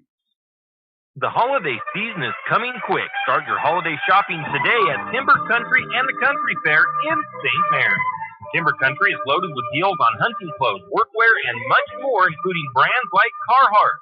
Over at the Country Fair, they have great deals on fall fashion, clothes for all ages, and lots of toys priced for the holiday season. That's Timber Country and the Country Fair located on Main Street in St. Mary's, your one-stop shop for holiday cheer. And remember, support your local businesses. And we are back. A quick recap for the Lumberjacks as they fall 69-61 to the Lakeside Knights here. It's going to be a short memory because the Lumberjacks will be playing the Knights next Thursday in St. Mary's. That's the only other game for St. Mary's next week. Individual stats. Grayson Sands fouls out with 20 points tonight. He had 6 rebounds, 3 assists, and a steal. Dylan Holder had 10 points with 1 rebound and 1 assist. Tristan Hill, 9 points with 3 rebounds and a steal. 8 points for Wyatt Holmes, who had 10 rebounds and an assist and 2 blocked shots. 8 points for Jared Badgett, who had 1 rebound and 2 assists. 4 points for Tyler Renner. He fouled out with 3 rebounds, 4 assists, and a steal. 2 points for Trace Wicks, and that's about it for stats. Another slow night for Wicks, and again, all those Lumberjacks almost in double-digit scoring. So that was a great game between both teams. St. Mary's just had kind of a little bit of a slower third quarter than the Knights did, and the Knights were able to take advantage of that lead they got. Next week, we've got a lot of basketball action for you for the Lumberjacks, starting with the Lumberjacks coming over, the girls playing here at Lakeside on Tuesday, I believe it is. And then the boys, then the girls will host Genesis Prep on the 15th, and then the boys will host Lakeside on the 16th. So 3 games next week for Lumberjack basketball on 1240 KOFE. That's going to do it for us here from Lakeside Gymnasium as the Lumberjacks fall to 2-1 on the season, 69-1 loss to the Lakeside Knights. Thank you to Clark for being here, and we're going to go ahead and wrap this thing up here from Plummer. You've been listening to another production of Lumberjack Sports on KOFE 1240 St. Mary's, your Lumberjack Sports Network. We thank you for tuning in and hope you enjoyed the broadcast. We also want to thank our Lumberjack Sports broadcast sponsors and hope you'll do the same. Without them, these broadcasts wouldn't be possible. Until next time, same as always, go Lumberjacks!